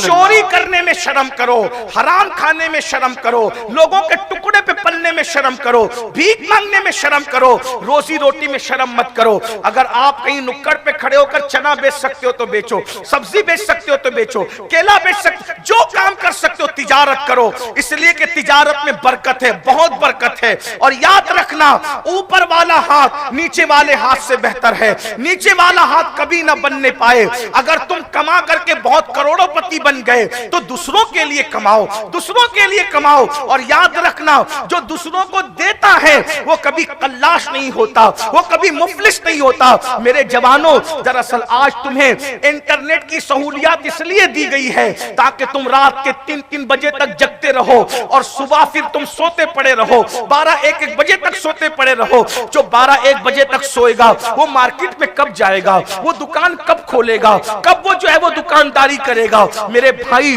एहसास करो, एहसास सितारों के आगे जहां और भी है अभी इश्क के इम्तिहान और भी है। मैं बार बार ये बात कह चुका हूं, यहां भी कहता हूं, मुसलमानों के लिए साजिश है, इनको गरीब कर दो, इनको जाहिल कर दो, फिर इनका ईमान छीनना आसान हो जाए। जिहालत की वादियों से निकलो, तालीम की तरफ सफर करो, अल्लाह अकबर, और मालदार बनने की कोशिश करो। अल्लाह अल्लाह, हमारे सहाबा मालदार हैं। अब्दुल रहमान इब्ने औफ इतने मालदार थे कि आपने अपनी जिंदगी में 3 मरतबा आधा आधा माल अल्लाह की राह में खैरात किया। जब आपका विसाल हुआ तो सोना उनके पास इतना मौजूद था कि फावड़े की मदद से उनके रिश्तेदारों में सोना तकसीम किया गया। मैं कोई मुबालगा नहीं कर रहा हूं, सीरत की किताबें उठाकर देखें यार। जब सहाबी इतने मालदार हो सकते हैं तो हम मालदार होने में क्या ऐब है? लोग कहते ये मालदार लोग गलत होते हैं, मालदार लोग गलत नहीं होते, वरना मालदारों की फहरिस्त बनाओगे तो मालदारों में सबसे पहला नाम मोहम्मदुर रसूलुल्लाह का आएगा। मालदारों को बुरा कहने वालों, वो मालदार बुरे हैं जो माल आने के बाद खुदा को भूल जाते हैं। वो फिरौन के जानशीन हैं जो माल आने के बाद खुदा को याद रखते हैं, गरीबों का हक देते हैं, सदका और ज़कात देते हैं। वो उस्मान गनी के जानशीन है, वो अब्दुल रहमान इब्ने औफ के जानशीन है। मालदार बनना होगा, माल की तरफ तवज्जो करनी होगी। मैं तो ये कहता हूं, हम दुनिया में जो लोग कपड़े पहन के मटकते हैं उनसे महंगे कपड़े तुम पहनो ताकि कोई तुम्हें हकीर ना समझे। है? लोग जितने महंगे जूते पहन के निकलते, इतनी मेहनत करो, उससे महंगे कीमती जूते ब्रांड के आप पहन के निकलो मेरे जवानों, ताकि मुसलमानों तुमको कोई हकीर ना समझे। मुझे एक बात यहां याद आई। एक मर्तबा मेरे इमाम मूसा काजिम अला जद्दिही वाले सलाम बहुत महंगे जूते पहन के बादशाह के दरबार में गए। बादशाह है, जैसी महंगे जूते इमाम मूसा काजिम के पैर में देखा उससे बर्दाश्त नहीं हुआ, जल गया और जल के कहा, मूसा काजिम तू सैयद है, नबी का जानशीन है, इतने महंगे जूते पहन के आता है। मुस्कुरा के कहते हैं इसीलिए तो इतने महंगे पहनते हैं कि तुम जैसों की औकात यही है कि हमारे पैरों को देखते रहो, हमारे चेहरे को देखने की हिम्मत ना करें। और जूते ही तको बादशाह होकर, बादशाहों के हमारे जूते ही तको, चेहरे तक निगाह लाने की तुम्हारी औकात नहीं है। जब गैरत में बात करते तो शान से बात करते, गैरतमंद बनो, बेगैरत मत बनो। आज सबसे ज्यादा गुर्बत मुसलमानों में। टैलेंट आपके पास है, क्यों नहीं करते? बल्कि आप हिंदुस्तान की तारीख उठा करके पढ़ें, यही हिंदुस्तान है। अंग्रेजों की आमद से पहले कलकत्ता के एक एक ताजिर के पास इतनी दौलत हुआ करती थी कि उतनी दौलत बरतानिया के शाही खजाने में नहीं होती थी। अब यहां कुछ लोग कहते हैं नहीं, अल्लाह वाले बनने के लिए माल वाल की क्या जरूरत है। मैंने कहा अब 2 बातें सुन लें, उन्वान में नहीं है लेकिन अब आ गई तो सुन लें। महमूद गजनवी का नाम सुना है? सुना नहीं सुना? सुना कि नहीं सुना है? हाँ सुना तो बोल दो ना, तो क्या कोई पाबंदी है महमूद के नाम पे? हैं भाई, नाम नहीं सुना तो कोई बात नहीं, सुना तो बता दो। और जबरदस्ती भी हाँ बोलने की जरूरत नहीं, कोई मुशायरा नहीं है कि समझ में आए तो भी हाथ उठाओ, नहीं समझ में आए तो भी। ये तो महफिल है रसूलुल्लाह की। महमूद गजनवी एक मुल्क पर 7 हमले करता है, एक मुल्क पर। महमूद गजनवी, दुनिया में कोई एक मुल्क होगा, पता नहीं, जो भी मुल्क है, जो भी रहा होगा, लेकिन हमें क्या गरज, मुल्क कोई भी रहे, वो मुल्क पे 7 बार उसने हमला किया, लेकिन मुल्क वाले इतने ताकतवर थे, हर बार महमूद को हरा दिया। अब महमूद 7 बार हमले कर करके इतना थका, इतना पैसा उसका खर्चा हो गया कि महमूद इस पोजीशन में नहीं था कि उस मुल्क पे हमला करे। गौर करना, ये हमले पर कोई मैं बात नहीं कर रहा हूं, मेरा उन्वान वो नहीं, मैं जो उन्वान है वो करना चाहता हूं, बात तवज्जो करना। तो महमूद से उस दौर के सूफी शेख अबुल हसन खरकानी ने सूफी, सूफी का मतलब क्या? एकदम मैले कुचले कपड़े पहनने वाला, जिसका खुद का घर ना हो, यही सब है ना, जो लोगों के आगे भीख मांगता फिरता, वही सूफी। यही सब, ये तो तुमने गढ़ रखा है। असली सूफी बयान कर रहा हूं, सुनिए। महमूद, शेख अबुल हसन खरकानी महमूद से पूछते हो, महमूद तूने इतने हमले फला मुल्क पे किए, तो तू अब ये हमला क्यों नहीं कर रहा है? तो महमूद ने कहा, मुर्शिद क्या करूं, मैं हमला करते करते इतने रुपए खर्च कर चुका हूं, दौलत खर्च कर चुका हूं कि मेरी सारी दौलत खत्म हो गई है शाही खजाने की। अब मैं हमला करूं तो मेरे पास माल नहीं है कि मैं फौजियों को तनख्वाह दूं। फौज को ले जाना है तो बड़ी तनख्वाहें देनी पड़ेगी, तो मैं कहां से लाऊं? तो इमाम अबुल हसन खरकानी ने फरमाया कि मेरे पास है, मैं तुझे कर्जे देता हूं, अगर तू जीत कर आएगा तो लौटा देना, हार गया तो मैं तुझे माफ कर दूंगा। सूफी कर्जा दे रहा है बादशाह को, सूफी कर्जा दे रहा है बादशाह को। और आज सूफी का मतलब ये, बुरा मत मानना सूफी लोग जो सामने बैठे होंगे, मैं सूफियों का गुलाम हूं। सूफी का मतलब ये कि आने वाले की जेब पे नजर की ये देगा कितना, और लानत है ऐसी जिंदगी पे जो अल्लाह से तवक्को हटा के तुम बंदों पे तवक्को लगा। बेशक बेशक। इकबाल ने कहा था, खुदा से बुतों से तुझको उम्मीद है, खुदा से नामीदी। इकबाल कहता है, सूफियों, सूफी तो वो होता है जो सबसे दामन छुड़ा के नीला यार का हो जाता है। बेशक बेशक।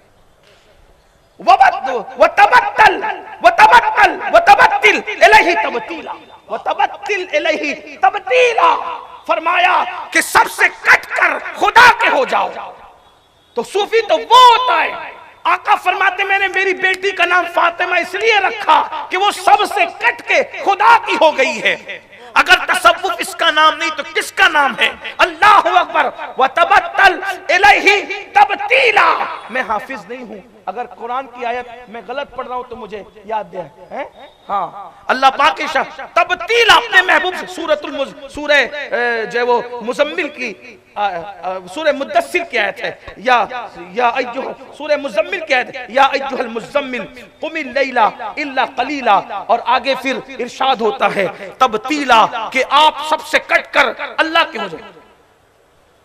व तबत्तल इलैहि तबतीला, अपने रब के हो जाए, सबसे कट के अपने रब के हो जाए। हाँ, सूफी तो सूफिया किराम सबसे कट के रब के हो जाते। तो इकबाल कहते लोगों से उम्मीदें लगाने वालों क्या है, बुतों से तुझको उम्मीदें, खुदा से नामीदी।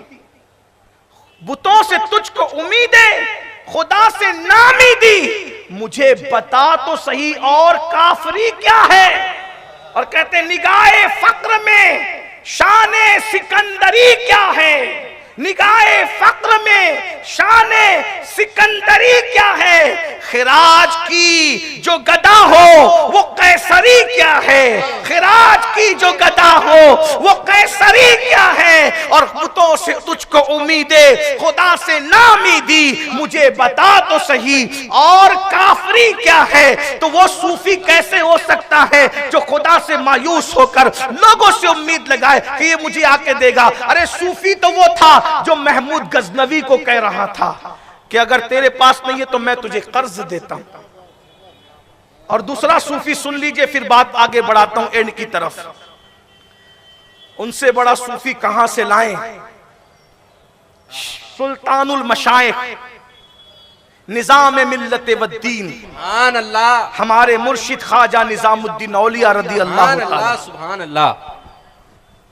आज से तकरीबन 600 साढ़े 600 साल पहले महबूब इलाही के यहां जो लंगर बनता था उसका खर्चा उस दौर में 200 था।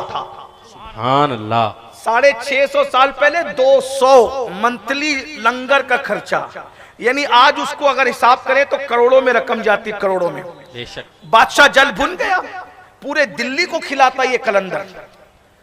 कोई हमारा सिपाही अब निजामुद्दीन से मिलने नहीं जाना, क्योंकि तुम जाते हो नजराना पेश करते हो, नजर देते हो, उससे वो कमाते हैं और फिर लंगर करते हैं, लोगों को खिलाते हैं, लोगों के दिल में अपनी मोहब्बत बिठाते हैं। ऐलान हो गया कि कोई सिपाही मिलने नहीं जाएगा आज से निजामुद्दीन की खानकाह में। क्या हुआ? इसका यह मतलब नहीं कि आप बुजुर्गों को जाए तो नजर न पेश करें। मैं ये आपको तरगीब नहीं दे रहा हूं, मैं ये कह रहा हूं कि सूफी को आप दे तो वो कबूल करता है, सुन्नत है, लेकिन वो लालच नहीं करता।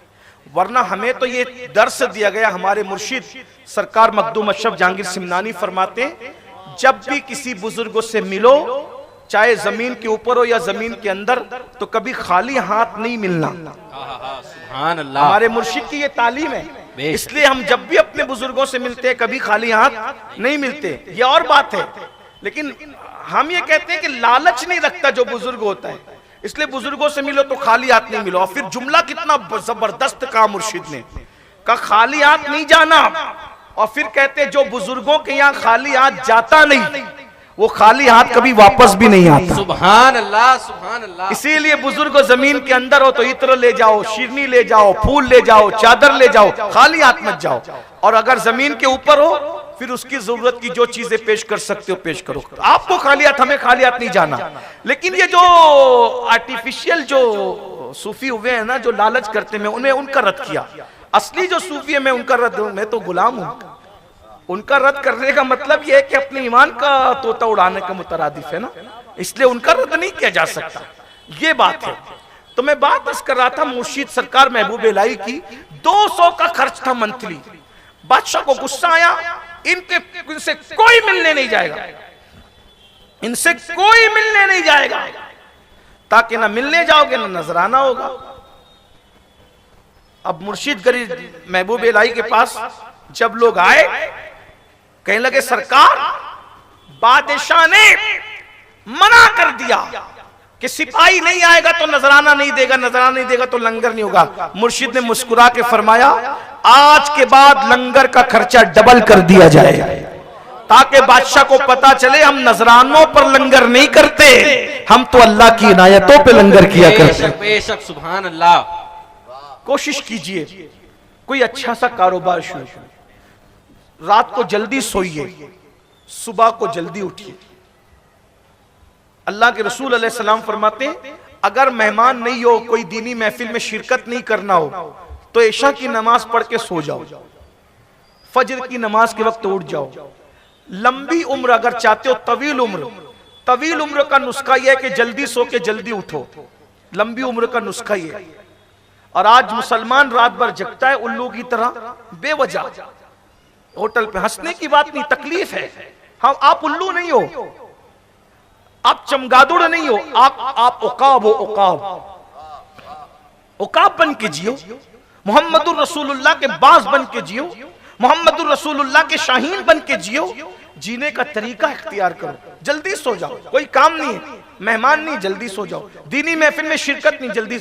और दीनी महफिल जो लोग करते हैं उनसे भी मेरी हाथ जोड़ के गुजारिश है, हर जलसे वाले से पूरे हिंदुस्तान में मेरी गुजारिश है, महफिल जल्दी शुरू करो, 12 बजे के अंदर अंदर महफिल खत्म कर दो, हो सके तो 11 बजे ही खत्म कर दो, हो सके तो 10 बजे खत्म कर दो, ताकि लोग जल्दी जाके सो जाएं।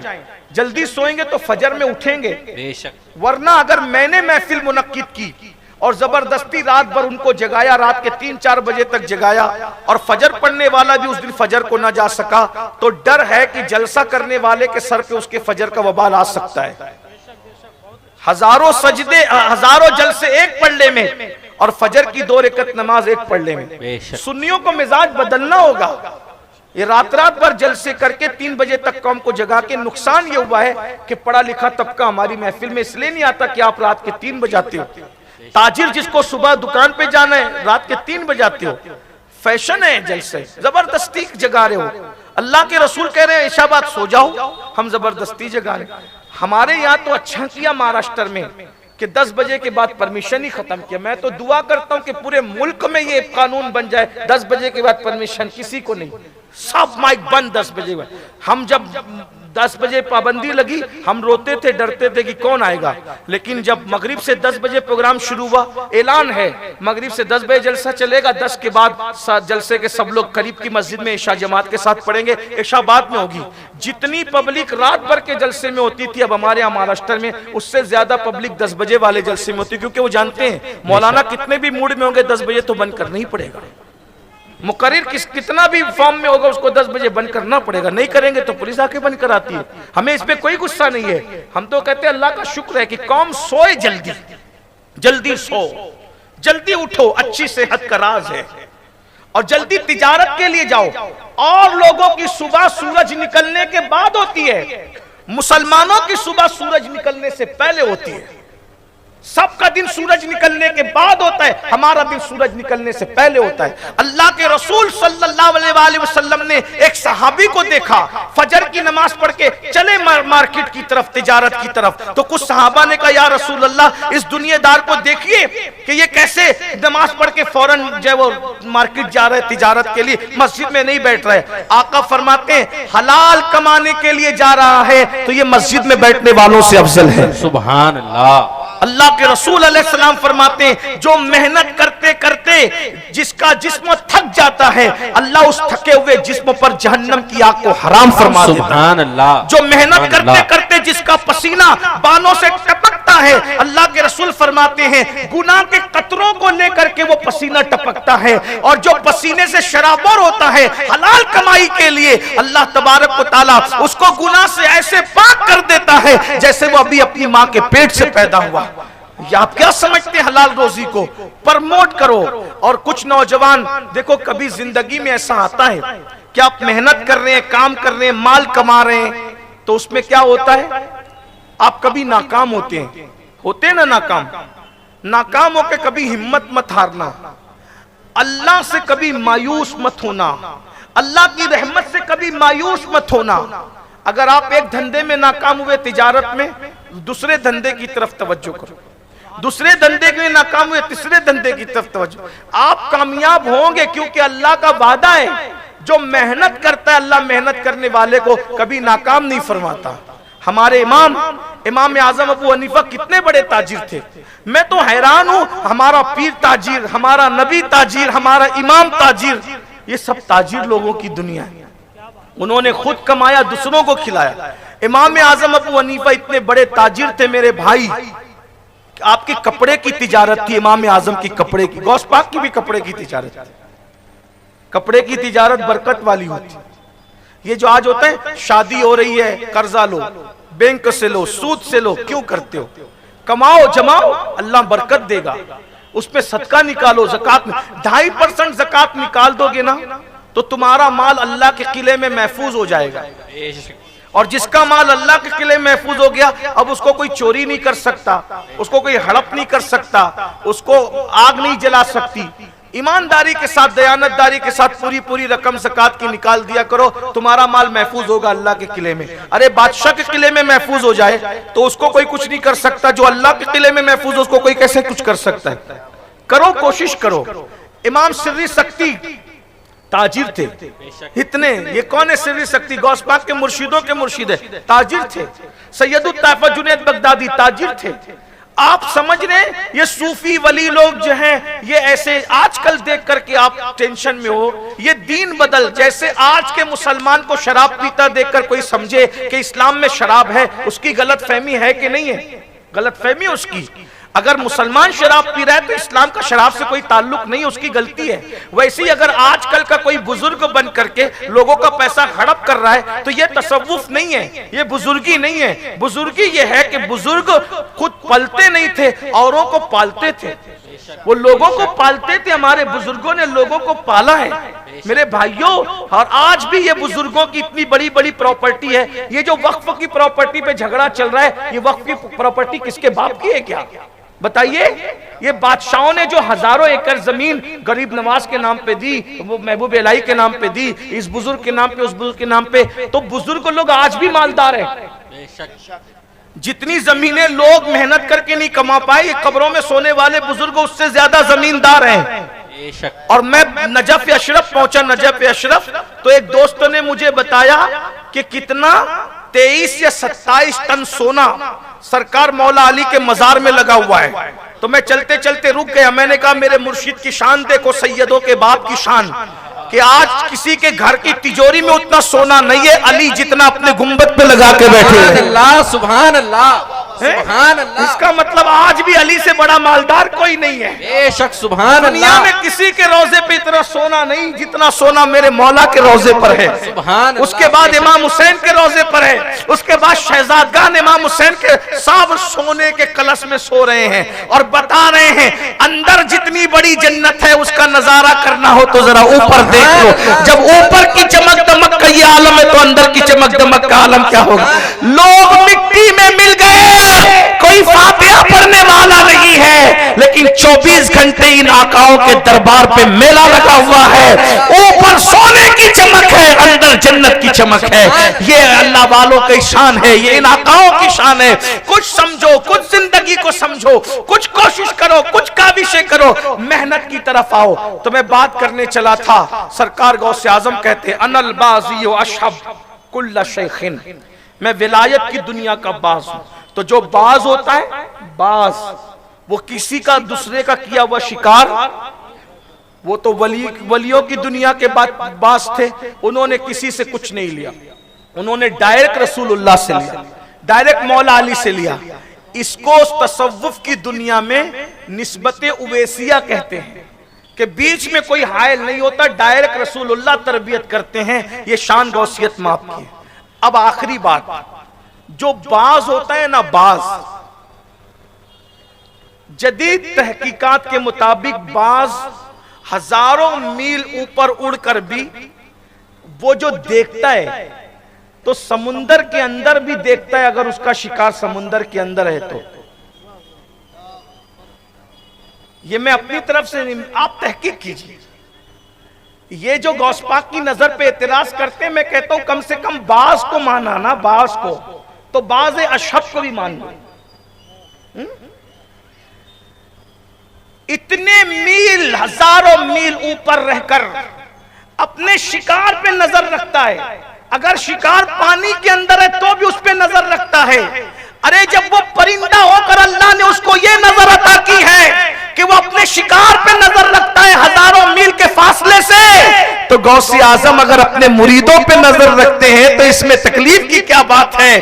जब बाज की नजर ये है, बाज के मुतालिक तहकीक ये है कि वो तकरीबन 60 किलोमीटर मुरब्बा मीटर, मुरब्बा 60 किलोमीटर मुरब्बा, यानी चारों तरफ से वो बाज देखता है। 60 किलोमीटर उसकी नजर है। परिंदे को अल्लाह ने इतनी नजर दी तो अपने महबूब के महबूब बेटे गौसे आजम को कितनी नजर दी होगी। अब गौसे आजम की नजर सुन लो, जो विलायत की दुनिया के बाज है। कहते नजर तो इला बिलादिल्लाहि जमा कखरदलतिन अला हुक्म इत्तिसाली, कि मैं अल्लाह के शहरों को ऐसे देखता हूं जैसे तुम हथेली पे राई का दाना देखते। सुभान अल्लाह, सुभान अल्लाह। ये गौस पाक की नजर है। लेकिन हैरत है, लोग बाज को मानते हैं, बाज अशहब को नहीं मानते। इसीलिए इमाम अहले सुन्नत कहते हैं बाज अशहब की गुलामी से ये आंखें फिरनी, बाज अशहब की गुलामी से ये आंखें फिरनी, देख उड़ जाए ना ईमान का तोता तेरा। अगर बाज अशहब से आंखें फेरोगे, उनसे बगावत करोगे, उनकी बातों का इनकार करोगे तो तेरा ईमान खतरे में पड़ जाएगा। अब गौसे आजम की नजर को मुलाहिजा करो, क्या नजर है मेरे मुर्शिद हुजूर गौसे आजम की। बाज की नजर 60 किलोमीटर मुरब्बा मीटर पे देखती है, गौसे आजम की निगाहों का आलम क्या होगा। अब जरा गौस की निगाह, गौसे आजम कहते हैं वो तो मेरी जबान पर शरीयत की पाबंदी है, वरना मैं जो तुम खा के आते हो वो भी बता सकता हूं और जो बचा के आते हो वो भी बचा सकता हूं। अल्लाह ने हुजूर गौसे आजम को कैसी निगाह अता फरमाई है, जरा देखिए और अंदाजा कीजिए आप किन बुजुर्गों के दामन से वाबस्ता हो, किन बुजुर्गों के दामन से वाबस्ता हो। एक मर्तबा ऐसा हुआ कि बगदाद मोहल्ला में जब गौसे आजम के खूब चर्चे हुए, उनके इल्म के चर्चे, उनके तकवे के चर्चे, उनकी विलायत के चर्चे, तो कुछ लोगों के पेट में दर्द हुआ, कुछ लोगों के पेट में दर्द। जाहिर सी बात है, गौस पाक जब महफिल सजाते तो 70-70 हजार लोग गौस पाक की महफिल में बयान सुनने आते और 400-400 लोग गौसे आजम की तकरीर को लिखने के लिए बैठा करते थे। सोचिए, और साथ ही साथ हुजूर गौसे आजम की महफिल की शान ये होती थी, जितने इंसान आते थे उससे ज्यादा जिन्नात और फरिश्ते गौस पाक की महफिल में आते थे। बड़ा मशहूर वाकया, आपने बहुत वाकयात सुने, इसलिए मैं वाकयात की तरफ नहीं आ रहा हूं। मैंने बाज़ अशरफ को साथ में लेकर के बाज़ को बयान करके बाज़ अशरफ को बयान करना चाहा, ताकि जदीद दौर के कुछ जवान गौस पाक को नए अंदाज से समझने की कोशिश करें। इसलिए मैंने वाकयात की तरफ तवज्जो नहीं की, लेकिन आपको बताता हूं, एक बहुत बड़े उस जमाने के आमिल थे, आमिल, उन्होंने जिन्नात का अमल किया था। जब उन्होंने अमल किया, जिन्नात का वजीफा पड़ा, तो जिन्नात के आने में ताखीर हुई। जब ताखीर हुई तो उस वक्त जो है वो उन्होंने आमिल साहब ने जिन्नात से पूछा कि भाई तुम क्यों देर से आए, क्योंकि जो जिन्नात का अमल कर लेता है जब जब बुलाए उनको आना पड़ता है। तो उन्होंने कहा क्यों देर से? कहा भाई देखो, इस टाइम जो आपने बुलाया आज तो आ गए, लेकिन आइंदा इस टाइम मत बुलाना। जो देर से है उसकी वजह यह है कि हम गौसे आजम की महफिल में शिरकत के लिए गए थे। तो क्या तुम लोग भी गौस पाक की महफिल में जाते हो? तो कहा जितने इंसान महफिल में रहते हैं उससे ज्यादा जिन्नात और फरिश्ते रहते हैं गौस पाक की महफिल में। सुभान अल्लाह, सुभान अल्लाह। गौस पाक गौसे जिन्न और इंस है, वो जिन्न और इंस के गौस है, इसीलिए उनको गौसुस सकलैन कहते हैं, इंसान और जिन्नात के गौस। गौस पाक के मुरीदों में जिन्नात भी है, और गौस पाक के बाद भी बहुत से वली हैं जिनके मुरीदों में जिन्नात हुए। तो बहरहाल तो लोगों को तकलीफ हुई, बहुत तकलीफ हुई। ये इनकी महफिल में 70-70 हजार लोग, और वो भी गौस पाक जब तकरीर करते थे तो कहते थे अल्हम्दुलिल्लाह, फिर दूसरी बार फिर कहते थे अल्हम्दुलिल्लाह, 2 बार कहते थे अल्हम्दुलिल्लाह, फिर चुप हो जाते थे, फिर कहते थे अल्हम्दुलिल्लाह। तो लोग कहते थे आप खुतबे में 2 बार अल्हम्दुलिल्लाह क्यों कहते हो? तो कहते जब मैं पहली बार अल्हम्दुलिल्लाह कहता हूं ना, तो पूरी दुनिया में जितने वली है जब मेरी आवाज सुनते हैं अल्हम्दुलिल्लाह की, तो सारे काम छोड़ करके अपने घरों में, खानकाहों में मेरा आवाज सुनने के लिए बैठ जाते हैं। सुभान अल्लाह, सुभान अल्लाह। गौस पाक तकरीर करते थे बगदाद शरीफ में, और वली लोग सुनते थे अपनी अपनी खानकाहों में, अपने अपने घरों में। सुभान अल्लाह। बल्कि सिर्फ सुनते नहीं थे, गौस पाक की जिंदगी पर सबसे मुस्तनद किताब है बहजतुल असरार। जितने लोगों ने गौस पाक की जिंदगी पे किताबें लिखी है, बहजतुल असरार को दलील बनाए बगैर कोई आगे बढ़ ही नहीं सका। सबको बहजतुल असरार का सहारा लेना पड़ा। उस बहजतुल असरार में एक वाकया लिखा है, लोग कहते कहानी किस्सा, मैंने कहा ये 700 साल पुरानी किताब है बहजतुल असरार, जिसका मैं हवाला पढ़ रहा हूं, कि वली लोग सिर्फ गौस पाक का बयान सुनते नहीं थे बल्कि देखते भी थे। और देखने का वाकया बयान हुआ कि एक मर्तबा सरकार गौसे पाक खिताब में इतने जोश से बयान करते, जोश। कुछ लोगों को जोश वाले बयान से भी तकलीफ होती है कि ये सुन्नी लोग जोश में बयान क्यों करते हैं। मैंने कहा गुफ्तगू और खिताब में फर्क होता है।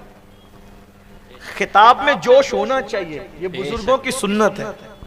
हाँ, आजकल के लोगों को जोश से भी तकलीफ है। मैंने कहा जहाँ इश्क होता है वहीं जोश भी होता है। अगर आप में नहीं है तो फिर आप उसका रोना क्यों रोते हैं? तो सुन्नियों के जो बयान जोशीले होते हैं, लेकिन बहरहाल जोश में होश नहीं खोया जाए। बहरहाल तो अर्ज क्या कर रहा था, एक बार जोश में, और जोश में जो आवाज निकलती थी ना गौस पाक की, उनके नाना के मोजज़ा का उनको सदका मिला था।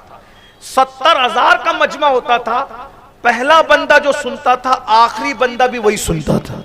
70,000 का मजमा। एक दिन हुआ यूं कि गौस पाक का खिताब जोश में चल रहा था और अमामा खुल गया, अमामे का पेच खुल गया यूं ऐसे, और इतने जोश में थे कि ख्याल नहीं रहा कि गौस पाक का अमामा खुल गया। हमारे बुजुर्गों का तरीका है, जब ये वाकया बयान करते हैं तो अमामे का पेच जब मुर्शिद का खुल जाए तो हमारा क्यों रहे, हम भी खोल के रख देते हैं मुर्शिद के अदब में। उनका खुल गया तो हमने भी खोल, ये अदब का तकाजा है। हाँ, मुर्शिद का खुला तो हमारा क्यों रहना चाहिए। खुल गया, जैसे मुर्शिद का अमामा खुला, जितने मजमे में मशाइख और उलमा थे सब ने अपने अपने अमामे अदब में कि मुर्शिद का पेच खुल गया, हमारे सर पे अमामा कैसे रहे, सब ने अपने अपने अमामे टोपियां मुर्शिद के कदमों में रख दिया, अदब की सब ने कदमों में रख दिया। जब मुर्शिद बयान करते करते ख्याल आया कि अमामा खुल गया, मुर्शिद ने दुरुस्त किया और फरमाया सब अपने अपने अमामे उठा लो। जब गौस पाक ने फरमाया सब अपने अपने अमामे उठा लो, सब ने अमामे उठा लिए। एक दुपट्टा वहां रह गया, एक दुपट्टा रह गया वहां। सरकार गौसे आजम ने वो दुपट्टा उठाया और अपने कंधे पे रखा। जब कंधे पे रखा तो एक निस्वानी, एक औरत का हाथ जाहिर हुआ और उसने वो दुपट्टा वहां से हटा लिया और कंधे से दुपट्टा गायब हो गया। बहजतुल असरार है, 700 साल पुरानी किताब। लोगों ने गौस पाक से पूछा, हुजूर सबके अमामे उठ गए, वो दुपट्टा आखिरी में क्यों बचा? तो फरमाया कि यहां से दूर ईरान की सरजमीन पे, गौस पाक बयान कहां कर रहे हैं? बगदाद इराक में। कहा यहां से दूर ईरान की सरजमीन पे एक वलिया रहती है, मेरी बहन। बहन का मतलब ईमान के रिश्ते की बहन। मेरी बहन एक वलिया रहती है। जब मेरे अमामे का पेज खुलने पर तुमने अपने अपने अमामे मेरे कदमों में रख दिए, तो वो ईरान में बैठकर मेरा बयान सुन रही थी, अदब में उसने भी अपना दुपट्टा मेरे कदमों में रख दिया। जब मैंने कहा सब उठा लो तो तुमने उठा लिया, और जब उसकी बारी आई तो उसका दुपट्टा मैंने कंधों पे रखा, उसने वहां से हाथ बढ़ाकर अपना दुपट्टा उठा लिया। सुभान अल्लाह, सुभान ये अल्लाह। गौस पाक है भाई। लोग कहते हैं गौस पाक तुम्हारे समझ में नहीं आते, सुन्नियों ने कैसे गढ़ रखा है। मैंने कहा जो समझ में आए वो गौस पाक हो ही नहीं सकता है। गौस पाक वही है जो समझ में ना आए। अरे साइंस पे ईमान ला रहे हो, गौस पाक पे कभी ईमान लाओगे? तो बहरहाल मैं गौस पाक की नजर बयान कर रहा था, वो नजर सुन लीजिए। औकाब की नजर तो सुन ली, अब जो वलियों की दुनिया का औकाब है उसकी नजर। तो गौस पाक की बड़ी शोहरत, इल्म की शोहरत, तकवे की शोहरत, परहेजगारी की शोहरत, खिताबत की शोहरत पूरी दुनिया में थी। आज भी शोहरत है। 900 साल हो गए गौस पाक के ढंग के, अरब व अजब में उनकी शोहरत। कुछ लोगों को तकलीफ हुई, और जिनको तकलीफ हुई वो बड़ा तबका इल्म वाला था। उन्होंने मशवरा किया कि 100 अहले इल्म मिलकर गौस पाक की बारगाह में जाएंगे और उनकी महफिल में 100 लोग इम्तिहान के तौर पे अलग अलग सवाल करेंगे और उनको उलझा देंगे। अब 100 लोग अलग अलग सवाल करें, वो भी इल्म वाले, तो आदमी की पोजीशन क्या होगी? भाई तकरीर करना आसान है, लेकिन बिल्कुल किसी ने सवाल किया और उसको उसी वक्त फिल बदी जवाब देना, ये सबके बस की बात। क्योंकि हर मसला जहन में मौजूद थोड़ी होता है, हर हदीस जहन में हर वक्त मौजूद नहीं, हर आयत। कभी कभी ऐसा होता है कि सूरह फातिहा जबान पे नहीं आती। मैं शुक्र के तौर पे कह रहा हूं, तहदीस नेमत के लिए कोई बड़ाई के तौर पे, सूरह मुजम्मिल में रोज पढ़ता हूं। आज मेरी जबान पे सूरह मुजम्मिल की आयत नहीं आ रही थी। अल्लाह की शान है। हमारे सिलसिले कादरिया बरकातिया का यह वजीफा है कि रोजाना सोने से पहले 3 बार सूरह मुजम्मिल मुरीदों को पढ़ना है। तो हम रोजाना उसको अल्हम्दुलिल्लाह पढ़ते हैं। और सूरह मुजम्मिल की बरकत यह है कि इंसान मुस्तजाबुद दावत होता है। सुभान अल्लाह। रोजी के मामले में कभी परेशान नहीं होगा। आप पढ़ के देखिए सूरह मुजम्मिल, पढ़ के देखिए। लेकिन अल्लाह की शान है, कुरान है। कभी कभी सूरह फातिहा जबान पे नहीं आती तो बहुत, और ये अल्लाह की शान है कि इंसान मगरूर ना हो जाए अपने इल्म पे। सुब्हानक ला इल्म लना इल्ला मा अल्लमतना इन्नका अंतल अलीमुल हकीम। अल्लाह की पनाह चाहते हैं। एक मर्तबा ऐसा हुआ मैं नमाज पढ़ाने के लिए खड़ा हुआ, तो पीछे बड़े बड़े उलमा मशाइख थे, और सना तो पढ़ ली, सूरह फातिहा जबान पे नहीं आ रही। सोचा क्या करूं। जिंदगी के बड़े तलख तजुर्बात है। बहरहाल दुआ करें अल्लाह आखिरी दम तक कुव्वत हाफ़िज़ा सलामत रखे, और कभी तकब्बुर ना, अल्लाह हमेशा तकब्बुर से, अल्लाह तकब्बुर से महफूज रखे। बहरहाल मुर्शिद का इम्तिहान लेने के 100 लोग, वो भी बड़े बड़े बगदाद के उलमा, और वो भी उलमा। भाई आज आलिम बनना आसान इसलिए है कि हमारे नाजिम साहब लोग बड़े सखी हैं। इतने सखी निकल गए हमारे नाजिम, अल्लाह इन्हें सलामत रखे, कि हर बड़ी दाढ़ी वाला अल्लामा, इनको पता ही नहीं है बेचारों को कि आलिम में भी, मौलाना में भी और अल्लामा भी बड़ा फर्क होता है। हर आलिम अल्लामा नहीं होता, हर आलिम अल्लामा नहीं होता। मौलाना में और आलिम में मौलवी, मौलाना, अल्लामा, मुल्ला, ये एक अलग अलग इस्तिलाह है। मुल्ला उसको का, आज तो मुल्ला गाली बन गया। एक दौर में मुल्ला उसको कहते थे जो दीनियात के तमाम शोबाजात का हेड होता था, उसको मुल्ला कहते। आजकल तो दाढ़ी देखी तो मुल्ला जी कहने लगे। तो आज तो मुल्ला मजाक बन गया, गाली बन गया। आपने सुना, हाँ, इस्लाम में चंद लोगों के साथ मुल्ला लगा हुआ इल्मी दुनिया में। मुल्ला अली कारी जानते हो मुल्ला अली कारी कौन? ये मुल्ला अली कारी वो आदमी है जो बेक वक्त मुफस्सिर है, मुहद्दिस है, शारे हदीस है, मुअर्रिख है। इतना बड़ा आदमी, और ये भी कह दूं इतना बड़ा आदमी जो बुखारी का शारे है और मुल्ला है, वो गौसे आजम से इतना मुतासिर है कि उन्होंने गौस पाक की शान में 3-3 किताबें लिखी। गौस पाक फिर गौस पाक। नबियों की दुनिया में सबसे ज्यादा जिस पे लिखा गया वो रसूलुल्लाह है, और वलियों की दुनिया में सबसे ज्यादा जिस पे लिखा गया वो गौसे आजम है। गौस पाक है। जिस दिन लोग गौस पाक को समझेंगे, उनके कदमों से लिपटे तो समझ में आएगा। गौसे आजम का फरमान है, यह भी बहजतुल असरार में 700 साल पुरानी किताब। गौसे पाक फरमाते हैं जब भी दुआ करो तो मेरे वसीले से दुआ करो, मैं तुमसे वादा करता हूं कि जो खुलूस दिल से मेरे वसीले से दुआ करेगा, अल्लाह उसकी दुआ को कभी रद्द नहीं करेगा। ये मकबूल दुआओं का राज है, मकबूल दुआओं का। अब मैं एक पर्दा और उठा देता हूं आपके सामने। जब 11वें नंबर के बेटे का न वसीला लेकर के कोई दुआ करे तो अल्लाह उसकी दुआ रद्द नहीं करता, तो पहले नंबर की जो बेटी है उस सैयदा के वसीले से जो दुआ करे, अल्लाह उसकी दुआ को रद्द कैसे करेगा? सुभान अल्लाह। और फिर जो रसूलुल्लाह के वालिदैन करीमैन का नाम लेके दुआ करे, सरकार अब्दुल्ला, सरकार आमिना, अल्लाह उसकी दुआ रद्द कैसे करे? जब 11वें नंबर के बेटे को ये मकाम हासिल है, तो नबी के माँ बाप का क्या मकाम और क्या मर्तबा होगा?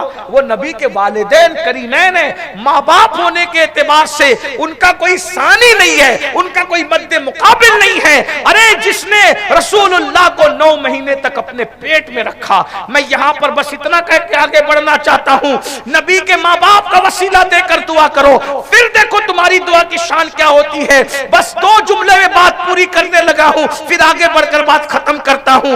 आज रसूलुल्लाह जिस कब्र की गोद में आराम कर रहे हैं, उस कब्र के बारे में सुन्नी हो, देवबंदी हो, उनका अकीदा यह है कि रसूलुल्लाह जिस कब्र की गोद में आराम कर रहे हैं, वो कब्र जिससे रसूलुल्लाह के जिस्म से जो मट्टी लगी हुई है, वो मट्टी काबे से अफजल है, वो मट्टी अर्श से अफजल है, वो मट्टी जन्नत से अफजल है। अब मुझे बताओ, अरे जब मट्टी पे हुजूर आराम करने लगे तो वो काबे और अर्श से अफजल हो जाए, तो वो पेट जिसमें रसूलुल्लाह 9 महीने तक आराम किए हो, उस शिखर में आमिना के मकाम और मर्तबे का अंदाजा कौन कर? सुभान अल्लाह, सुभान अल्लाह, बेशक सुभान अल्लाह। कब्र की गोद की अजमत मान ली, रसूलुल्लाह की माँ की अजमत कब मानोगे? बहुत माफी के साथ कहूं, इसी जमीन पर कुछ ऐसे मौलवी भी जीते हैं जो नबी की अम्मी जान को काफिर कहते हैं। क्या कहा जाए, उन्हें कैसे सबक दिया जाए? फिर आप लोग कहते हो यार आपस में आप लोग लड़ते क्यों हो? मैंने कहा तुम्हारी माँ को कोई गाली देगा तो तुम न लड़ोगे, तो नबी की माँ को जो काफिर कहते हैं फिर हम उनसे न लड़े। आप हमें मशवरा, तुम अपनी माँ के दुश्मन से लड़ोगे, हम नबी की माँ के दुश्मन से न लड़े। हमें ऐसी सुलह कुल्लियत नहीं चाहिए, हमें ऐसी कोई शराफत नहीं चाहिए। हमें लोग गालियां देंगे कि मौलवी लड़ते, हमें ये लड़ने का तमगा, लड़ाकू का तमगा मंजूर है, लेकिन हम अपनी माँ के नाम पे नहीं लड़ रहे हैं, हम नबी की माँ के नाम पे लड़ रहे हैं। नबी की माँ को काफिर कहते हुए इन मौलवियों को शर्म नहीं आती? इनकी माँ को कोई गाली देगा तो इनके माथे पे पसीने आते हैं। नबी की माँ को इतनी बड़ी गाली दी, और तुम लोगों भी बेशर्मी का मुजाहरा करते हो कि ऐसे लोगों के पीछे जाके नमाजें पढ़ते हो। कयामत के दिन रसूलुल्लाह पूछेंगे ना, जो मेरी माँ को काफिर कहते थे तुम उनके पीछे नमाजें पढ़ते थे, जाओ अपनी नमाजों का हिसाब करो। हमारा काम तो बोल के जाने, हम बोल रहे हैं, हमारा काम जिम्मेदारी पूरी करना है, कर रहे। अब हमें गाली दोगे मंजूर है, खुशी से कबूल करोगे, हमारा काम है वमा अलैना इल्लल बलाग, पहुंचाना हमारा काम है, हमें हिदायत देना काम नहीं। लेकिन जो हकीकत है हम आपको बता कर जा रहे हैं। तुम्हारी माँ को जो गाली दे तुम उसके पीछे नमाजें नहीं पढ़ते, नबी की माँ को और नबी के अब्बू जान को जो गाली दे कुफ्र की, काफिर से बड़ी गाली दुनिया में कभी पैदा नहीं हो सकती। सबसे बदतरीन गाली दुनिया में काफिर की गाली है। ये गाली बदतरीन नबी के माँ बाप को दी गई, और तुम उनके पीछे नमाजें पढ़ रहे हो।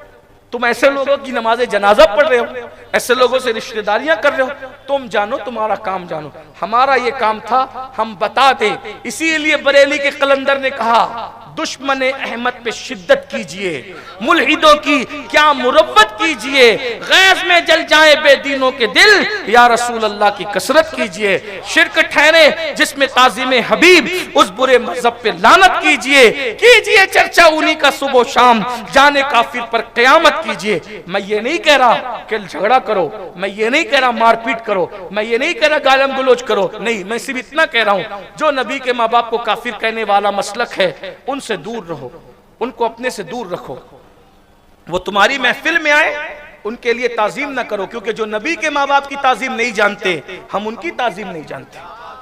जो नबी के माँ बाप को मोमिन नहीं जानते, हम उनको मोमिन नहीं जानते। जाओ, तुम अलग हो, हम अलग हो, क्योंकि हम कयामत के दिन अगर खड़ा किया जाएगा, तुम किस किस के साथ खड़े रहोगे? नबी के माँ बाप के साथ खड़े रहोगे, या नबी को काफिर कहने वाले मौलवियों के साथ खड़े रहोगे? क्योंकि हमें कोई मौलवी जन्नत में नहीं ले जाएगा, हमें तो आमिना का लाल जन्नत में ले जाएगा, हमें तो अब्दुल्ला का लख्ते जिगर जन्नत में ले जाएगा, उन्हीं की शफाअत से तो हमें जन्नत मिलनी है। तो हम नबी के घर के साथ खड़े हैं। हम जब बात आए किसी के घर के साथ खड़े रहने, हम किसी के घर के साथ नहीं, हम नबी के घर के साथ है। अगर कोई बात आए किसी की बेटी के साथ खड़े रहने की, हम किसी की बेटी के साथ नहीं खड़े, हम नबी की बेटी के कदमों में खड़े हैं। अगर बात आए किसी के बेटों के साथ खड़े रहने की, हम किसी के बेटे के साथ नहीं, हम नबी के बेटों के साथ हैं। अगर बात आए किसी के माँ बाप के साथ खड़े रहने की, हम किसी के माँ बाप के साथ नहीं, हम नबी के माँ बाप के साथ खड़े। और बात आए किसी की मोहब्बत के साथ खड़े रहने की, जब दो मोहब्बतें मुकाबिल में हो, हम सारी मोहब्बतों को पैरों तले कुचल कर नबी की मोहब्बतों के साथ खड़े हैं। इसलिए कि हम किसी को नहीं जानते, हम किसी को नहीं मानते, हमारे पास मानने और जानने का एक ही मियार है, मुहम्मदुर रसूलुल्लाह। जो हुजूर का है वो हमारा है, जो हुजूर का नहीं है वो हमारा नहीं है। उन्हें जाना, उन्हें माना, न रखा गैर से काम। लिल्लाहिल हम्द, मैं दुनिया से मुसलमान गया। सुभान अल्लाह, सुभान अल्लाह। बल्कि ये भी कह दूं और बड़े मजे में कह दूं, हम किसी खुदा को नहीं मानते, हम उसी खुदा को मानते हैं जो मोहम्मद का खुदा। सुभान अल्लाह। हमारे यहाँ तो मियार भी खुदा के लिए है। मुजद्दिद अल-फसानी ने कहा था, क्या कहा था, कि मैं अल्लाह को इसलिए मानता हूँ ओ रब्बे मोहम्मद अस्त, कि वो मेरे मोहम्मद का खुदा। सुभान अल्लाह। वरना मार्केट में तो बहुत खुदा बन के बैठे हैं, लेकिन बताया मुजद्दिद अल-फसानी, कोई खुदा नहीं हो सकता। खुदा तो वही है जिसने मोहम्मद को पैदा किया। इसलिए कि जिसका पैदा किया हुआ बंदा इतना बड़ा है, तो उस खुदा की शान का आलम क्या होगा? वही रब है जिसने तुझको हमतन करम बनाया, हमें भीख मांगने को तेरा आस्था बताया। तुझे हमद है खुदाया, तुझे हमद है खुदाया। वो कवारी पाक मरियम, वो नफख्त फीही का दम है अजब निशान आजम, मगर आमिना का जाया वही सबसे अफजल आया। तुझे हमद है खुदाया, यही बोले सिदरा वाले, चमने जहां के थाले सभी मैंने छान डाले, तेरे पाए का न पाया, तुझे यक ने यक बनाया। तुझे हमद है खुदाया। अरे जब उसका बंदा इतना अजीम है, वो खुदा कितना अजीम होगा।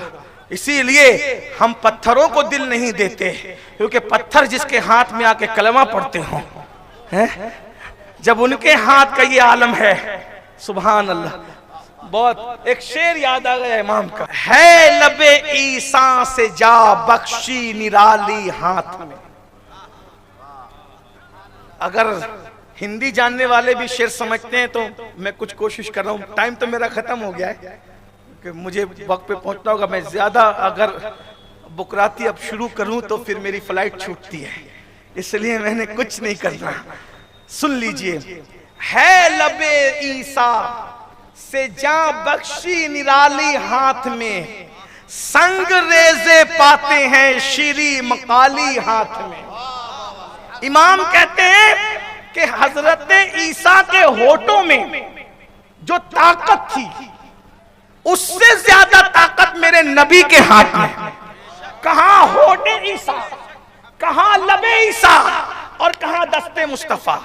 नबी के हाथ में ईसा के लबों से ज्यादा ताकत है। वो कैसे? हजरत ईसा कुंबे इज़्निल्लाह कहते हैं तो मुर्दे जिंदा हो जाते हैं, और नबी कंकर में सिर्फ हाथ में पकड़ लेते हैं तो कंकरों में अल्लाह जिंदगी पैदा करता है। अल्लाह, सुभान अल्लाह, बेशक सुभान अल्लाह। फर्क देखे ना, है लबे ईसा से जा बख्शी निराली। वक्त होता तो इस पे बात होती, लेकिन बस इतना समझ लो, ईसा ने कहा अलैहिस्सलाम जबान से, मुर्दे को जिंदा हो जा अल्लाह के हुक्म से, वो हो गया। यहाँ कुछ नहीं कहा, सिर्फ पकड़ लिया, पकड़ लिया और उसमें जिंदगी, सिर्फ कुछ कहा नहीं, सिर्फ पकड़ने पे जिंदगी आ गई। मुट्ठी में पकड़ लिया तो जिंदगी। और फिर मुर्दे और कंकर में फर्क क्या है? मुर्दे में पहले जान थी, अल्लाह ने निकाल ली, अल्लाह के हुक्म से वापस जान लाई, ये मुर्दा जिंदा हुआ। पत्थर में तो कभी जान थी ही नहीं, सिर्फ हाथ में आ गए तो अल्लाह ने उसमें जान पैदा की। सुभान अल्लाह, सुभान अल्लाह। ये अपना नबी है जो पत्थरों में जान पैदा कर दे, वो भी मर के मिट्टी में मिल जाएगा, वो भी मर के मिट्टी में मिल जाएगा। कौन समझाए 1857 के बाद के मुल्लाओं को? कौन समझाए? खुदा इन्हें तौफीक दे। उम्मत में इत्तेहाद की जरूरत है, बिल्कुल जरूरत है, लेकिन ये कैसे इत्तेहाद होगा कि नबी को मिट्टी में मिलने वाला भी और नबी को जिंदा मानने वाला भी दोनों एक साथ कैसे हो जाएंगे भाई? जब दूध में पानी मिलाने से चीटिंग होती है, तो नबी को जिंदा मानने वाले और मुर्दा मानने वाले दोनों को मिलाने में चीटिंग नहीं होगी? ये तो चीटिंग है, ये कोई फायदे की बात नहीं है। तो अपने अकीदे पे कायम रहो। तो बात गौस पाक की नजर की चल रही थी, बाद में बड़ी लंबी निकल आई। गौस पाक के पास 100 बगदाद के उलमा है, यही बात चल रही थी। फिर उसके बाद नाजिमों पे बात आ गई तो बहुत दूर चली गई बात। हाँ, तो मेरी गुजारिश है कि नाजिम लोग अच्छा है, नेक लोग, अल्लाह वाले, अगर हमारी कोई ऐसी तारीफ करे ना जो हम नहीं हैं, तो हमें खुद ही कह देना चाहिए कि मत बोल, वरना क़यामत के दिन अल्लाह हमसे पूछेगा कि तू ये नहीं था, फिर भी लोग तुझे कह रहे थे, तो तूने मना क्यों नहीं किया? अब साबित कर। जैसे अगर मैं वली नहीं हूं, कोई मुझे वली बोलता है, तो मुझे उनको कहना चाहिए कि ये मत बोल। अब मैं तो कहता हूं जो वली लोग थे ना, उनको लोग वली बोलते थे तो वो रोते थे, कहते थे हमारा ईमान पे खात्मा हो जाए ना, इसी पे बस है भाई, हमें मत बढ़ाओ। बहरहाल आज झूठी तारीफें हमें बहुत पसंद हो गई है, इसलिए आज मामला खराब है। नाजिम बेचारा अगर तारीफ नहीं करेगा तो अगले साल उसको तारीफ ही नहीं मिलेगी। तो वो झूठ बोलने के लिए जो वो तारीफ, यानी कि आइंदा प्रोग्राम के लिए बेचारा, माफ कीजिएगा मुझे, बहुत मैं सोचता हूँ कि ये सब बातें मैं नहीं करूँ, लेकिन मैं बेचैन रहता हूँ अंदर से कि नबी के मिंबर पे झूठ बोलने के लिए 15-15, 20-20 हजार रुपए लिए जाते हैं। सोचे झूठ बोलने का भी कोई कौम पैसा देती है, वो तुम हो। क्या मुंह दिखाओगे अल्लाह? झूठ बोलने का, झूठ बोलने वाले को हार पहना। और वजह वो ये झूठ वो बोलता है। नाजिम को जब मैं कमरे में कहता हूं क्यों करते हो, तो कहते अगर नहीं करेंगे तो हमें आइंदा साल बुलाया नहीं। अल्लाह को राजी कर लो, दुनिया गुलाम ना बन जाए तो फिर। और झूठी तारीफें करवाओगे तो कहीं ऐसा ना हो कि ऊपर लोग फूल चढ़ा रहे हो और नीचे डंडे बरसाए जा रहे। अल्लाह से डरो, झूठी तारीफें न करो, बल्कि अल्लाह के रसूल अलैहिस्सलातु व तस्लीम ने फरमाया जो तुम्हारी जो तारीफ करे, मुंह पे सच्ची तारीफ करे, उसके मुंह पे कंकर, सच्ची तारीफ पे भी कंकर मारो, कंकर मारो, मुंह पे तारीफ न करो। गौस पाक के यहाँ 100 आलिम आए, बैठ गए कुर्सियों पे, सवाल करेंगे और हमारे सवाल का जवाब अली का बेटा 100 लोगों का सवाल अकेला दे पाएगा? गौस पाक अपनी कुर्सी पे बैठे, वो सब अपनी अपनी कुर्सी पे, 100 आलिम, मजमा पूरा भरा हुआ है। गौस पाक उन 100 लोगों को ऐसे देखते, बस एक नजर ऐसे देखा, ये पूछने आए, यस इतना देखा, ऐसे देखा, एक नजर। वो पूछो भाई क्या पूछना है, सब चुप हो, कोई पूछता ही नहीं। ओ पूछो क्या पूछने आए थे, मुझसे पूछो क्या पूछते हो? जिसके बाप ने कूफा की जामा मस्जिद के मिंबर पे बैठ के कह दिया सलूनी सर, पूछो मुझसे जो पूछते पूछो। हैं? जिसके नाना ने मस्जिद नबी के मिंबर पे बैठ के कहा पूछो मुझसे जो पूछते हो सब बता दूंगा। ये नबी का ही खानदान है जिसने दावा किया, नबी ने दावा किया मस्जिद नबी के मिंबर पे जो पूछना चाहो पूछो मैं बता दूंगा। और नबी ने बाप का नाम तक बता दिया, नबी ने जन्नती और जहन्नमी होना तक बता दिया।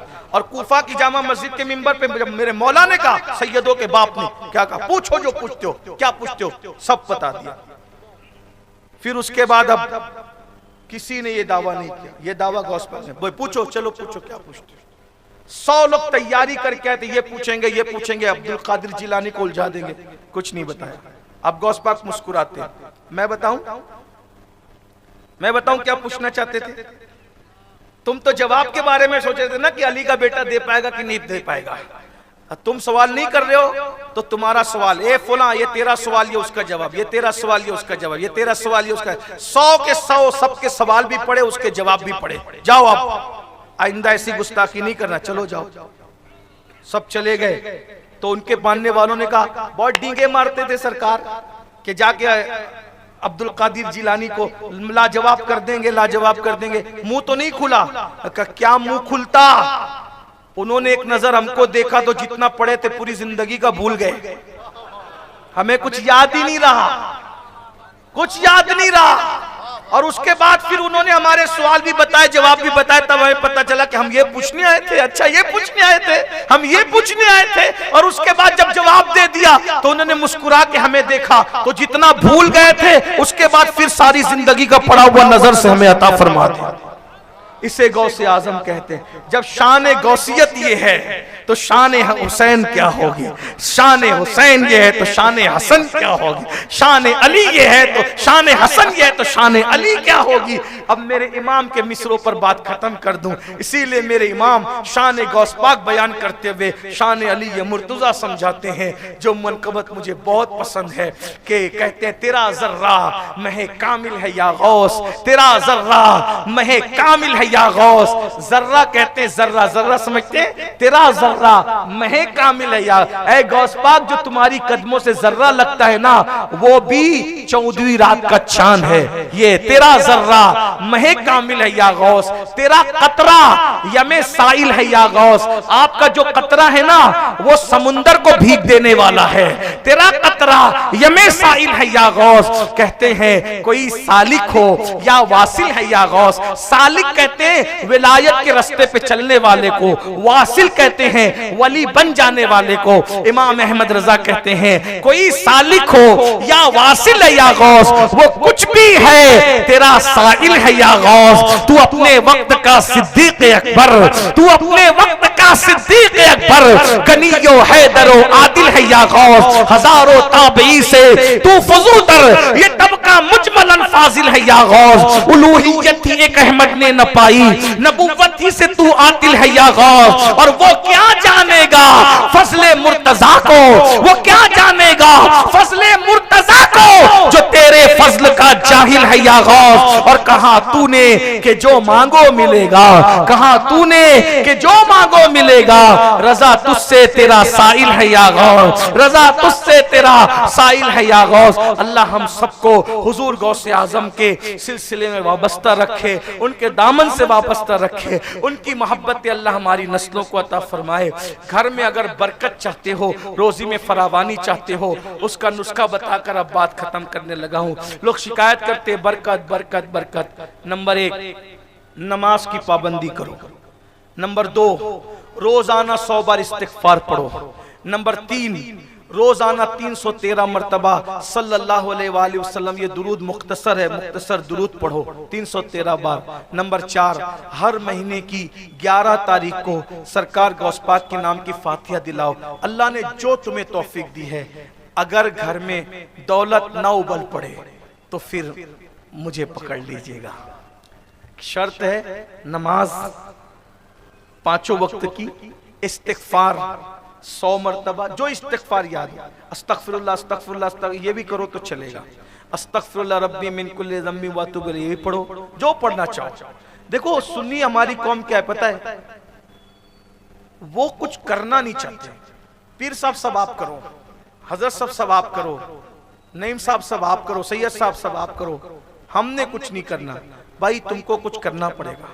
नमाज पढ़ो, पहले भी नमाज, इस्तिग़फ़ार, दुरूद शरीफ, हर महीने की 11 तारीख को फातिहा। अल्लाह ताला हम सबको अमल की तौफीक बख्शे।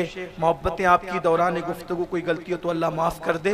अस्तग़फ़िरुल्लाह रब्बी मिन कुल्लि ज़म्बि व अतूबु इलैहि। जो मेरा टाइम था उससे 15 मिनट अब ज़्यादा हुआ है, मुझे निकलने की इजाज़त दें। कोई मुलाकात नहीं करें, मुझे मिलने का आप लोगों से बड़ा शौक़, लेकिन क्या करें अब टाइम में मजबूरी है, तो आप लोग बदनज़मी पैदा नहीं करें। महफिल अभी कोई मत उठिए, रहने दीजिए, सब बैठे रहिए। मेरी बात पे अमल करते हो? कितने लोग करते हैं बात पे अमल? हाथ उठाएं। अब कोई उठ के खड़ा तो नहीं होगा, सब बैठे रहें। और ये इधर जो गेट पे खड़े हैं थोड़ा रास्ता बना दें। अस्सलाम वालेकुम रहमतुल्लाह।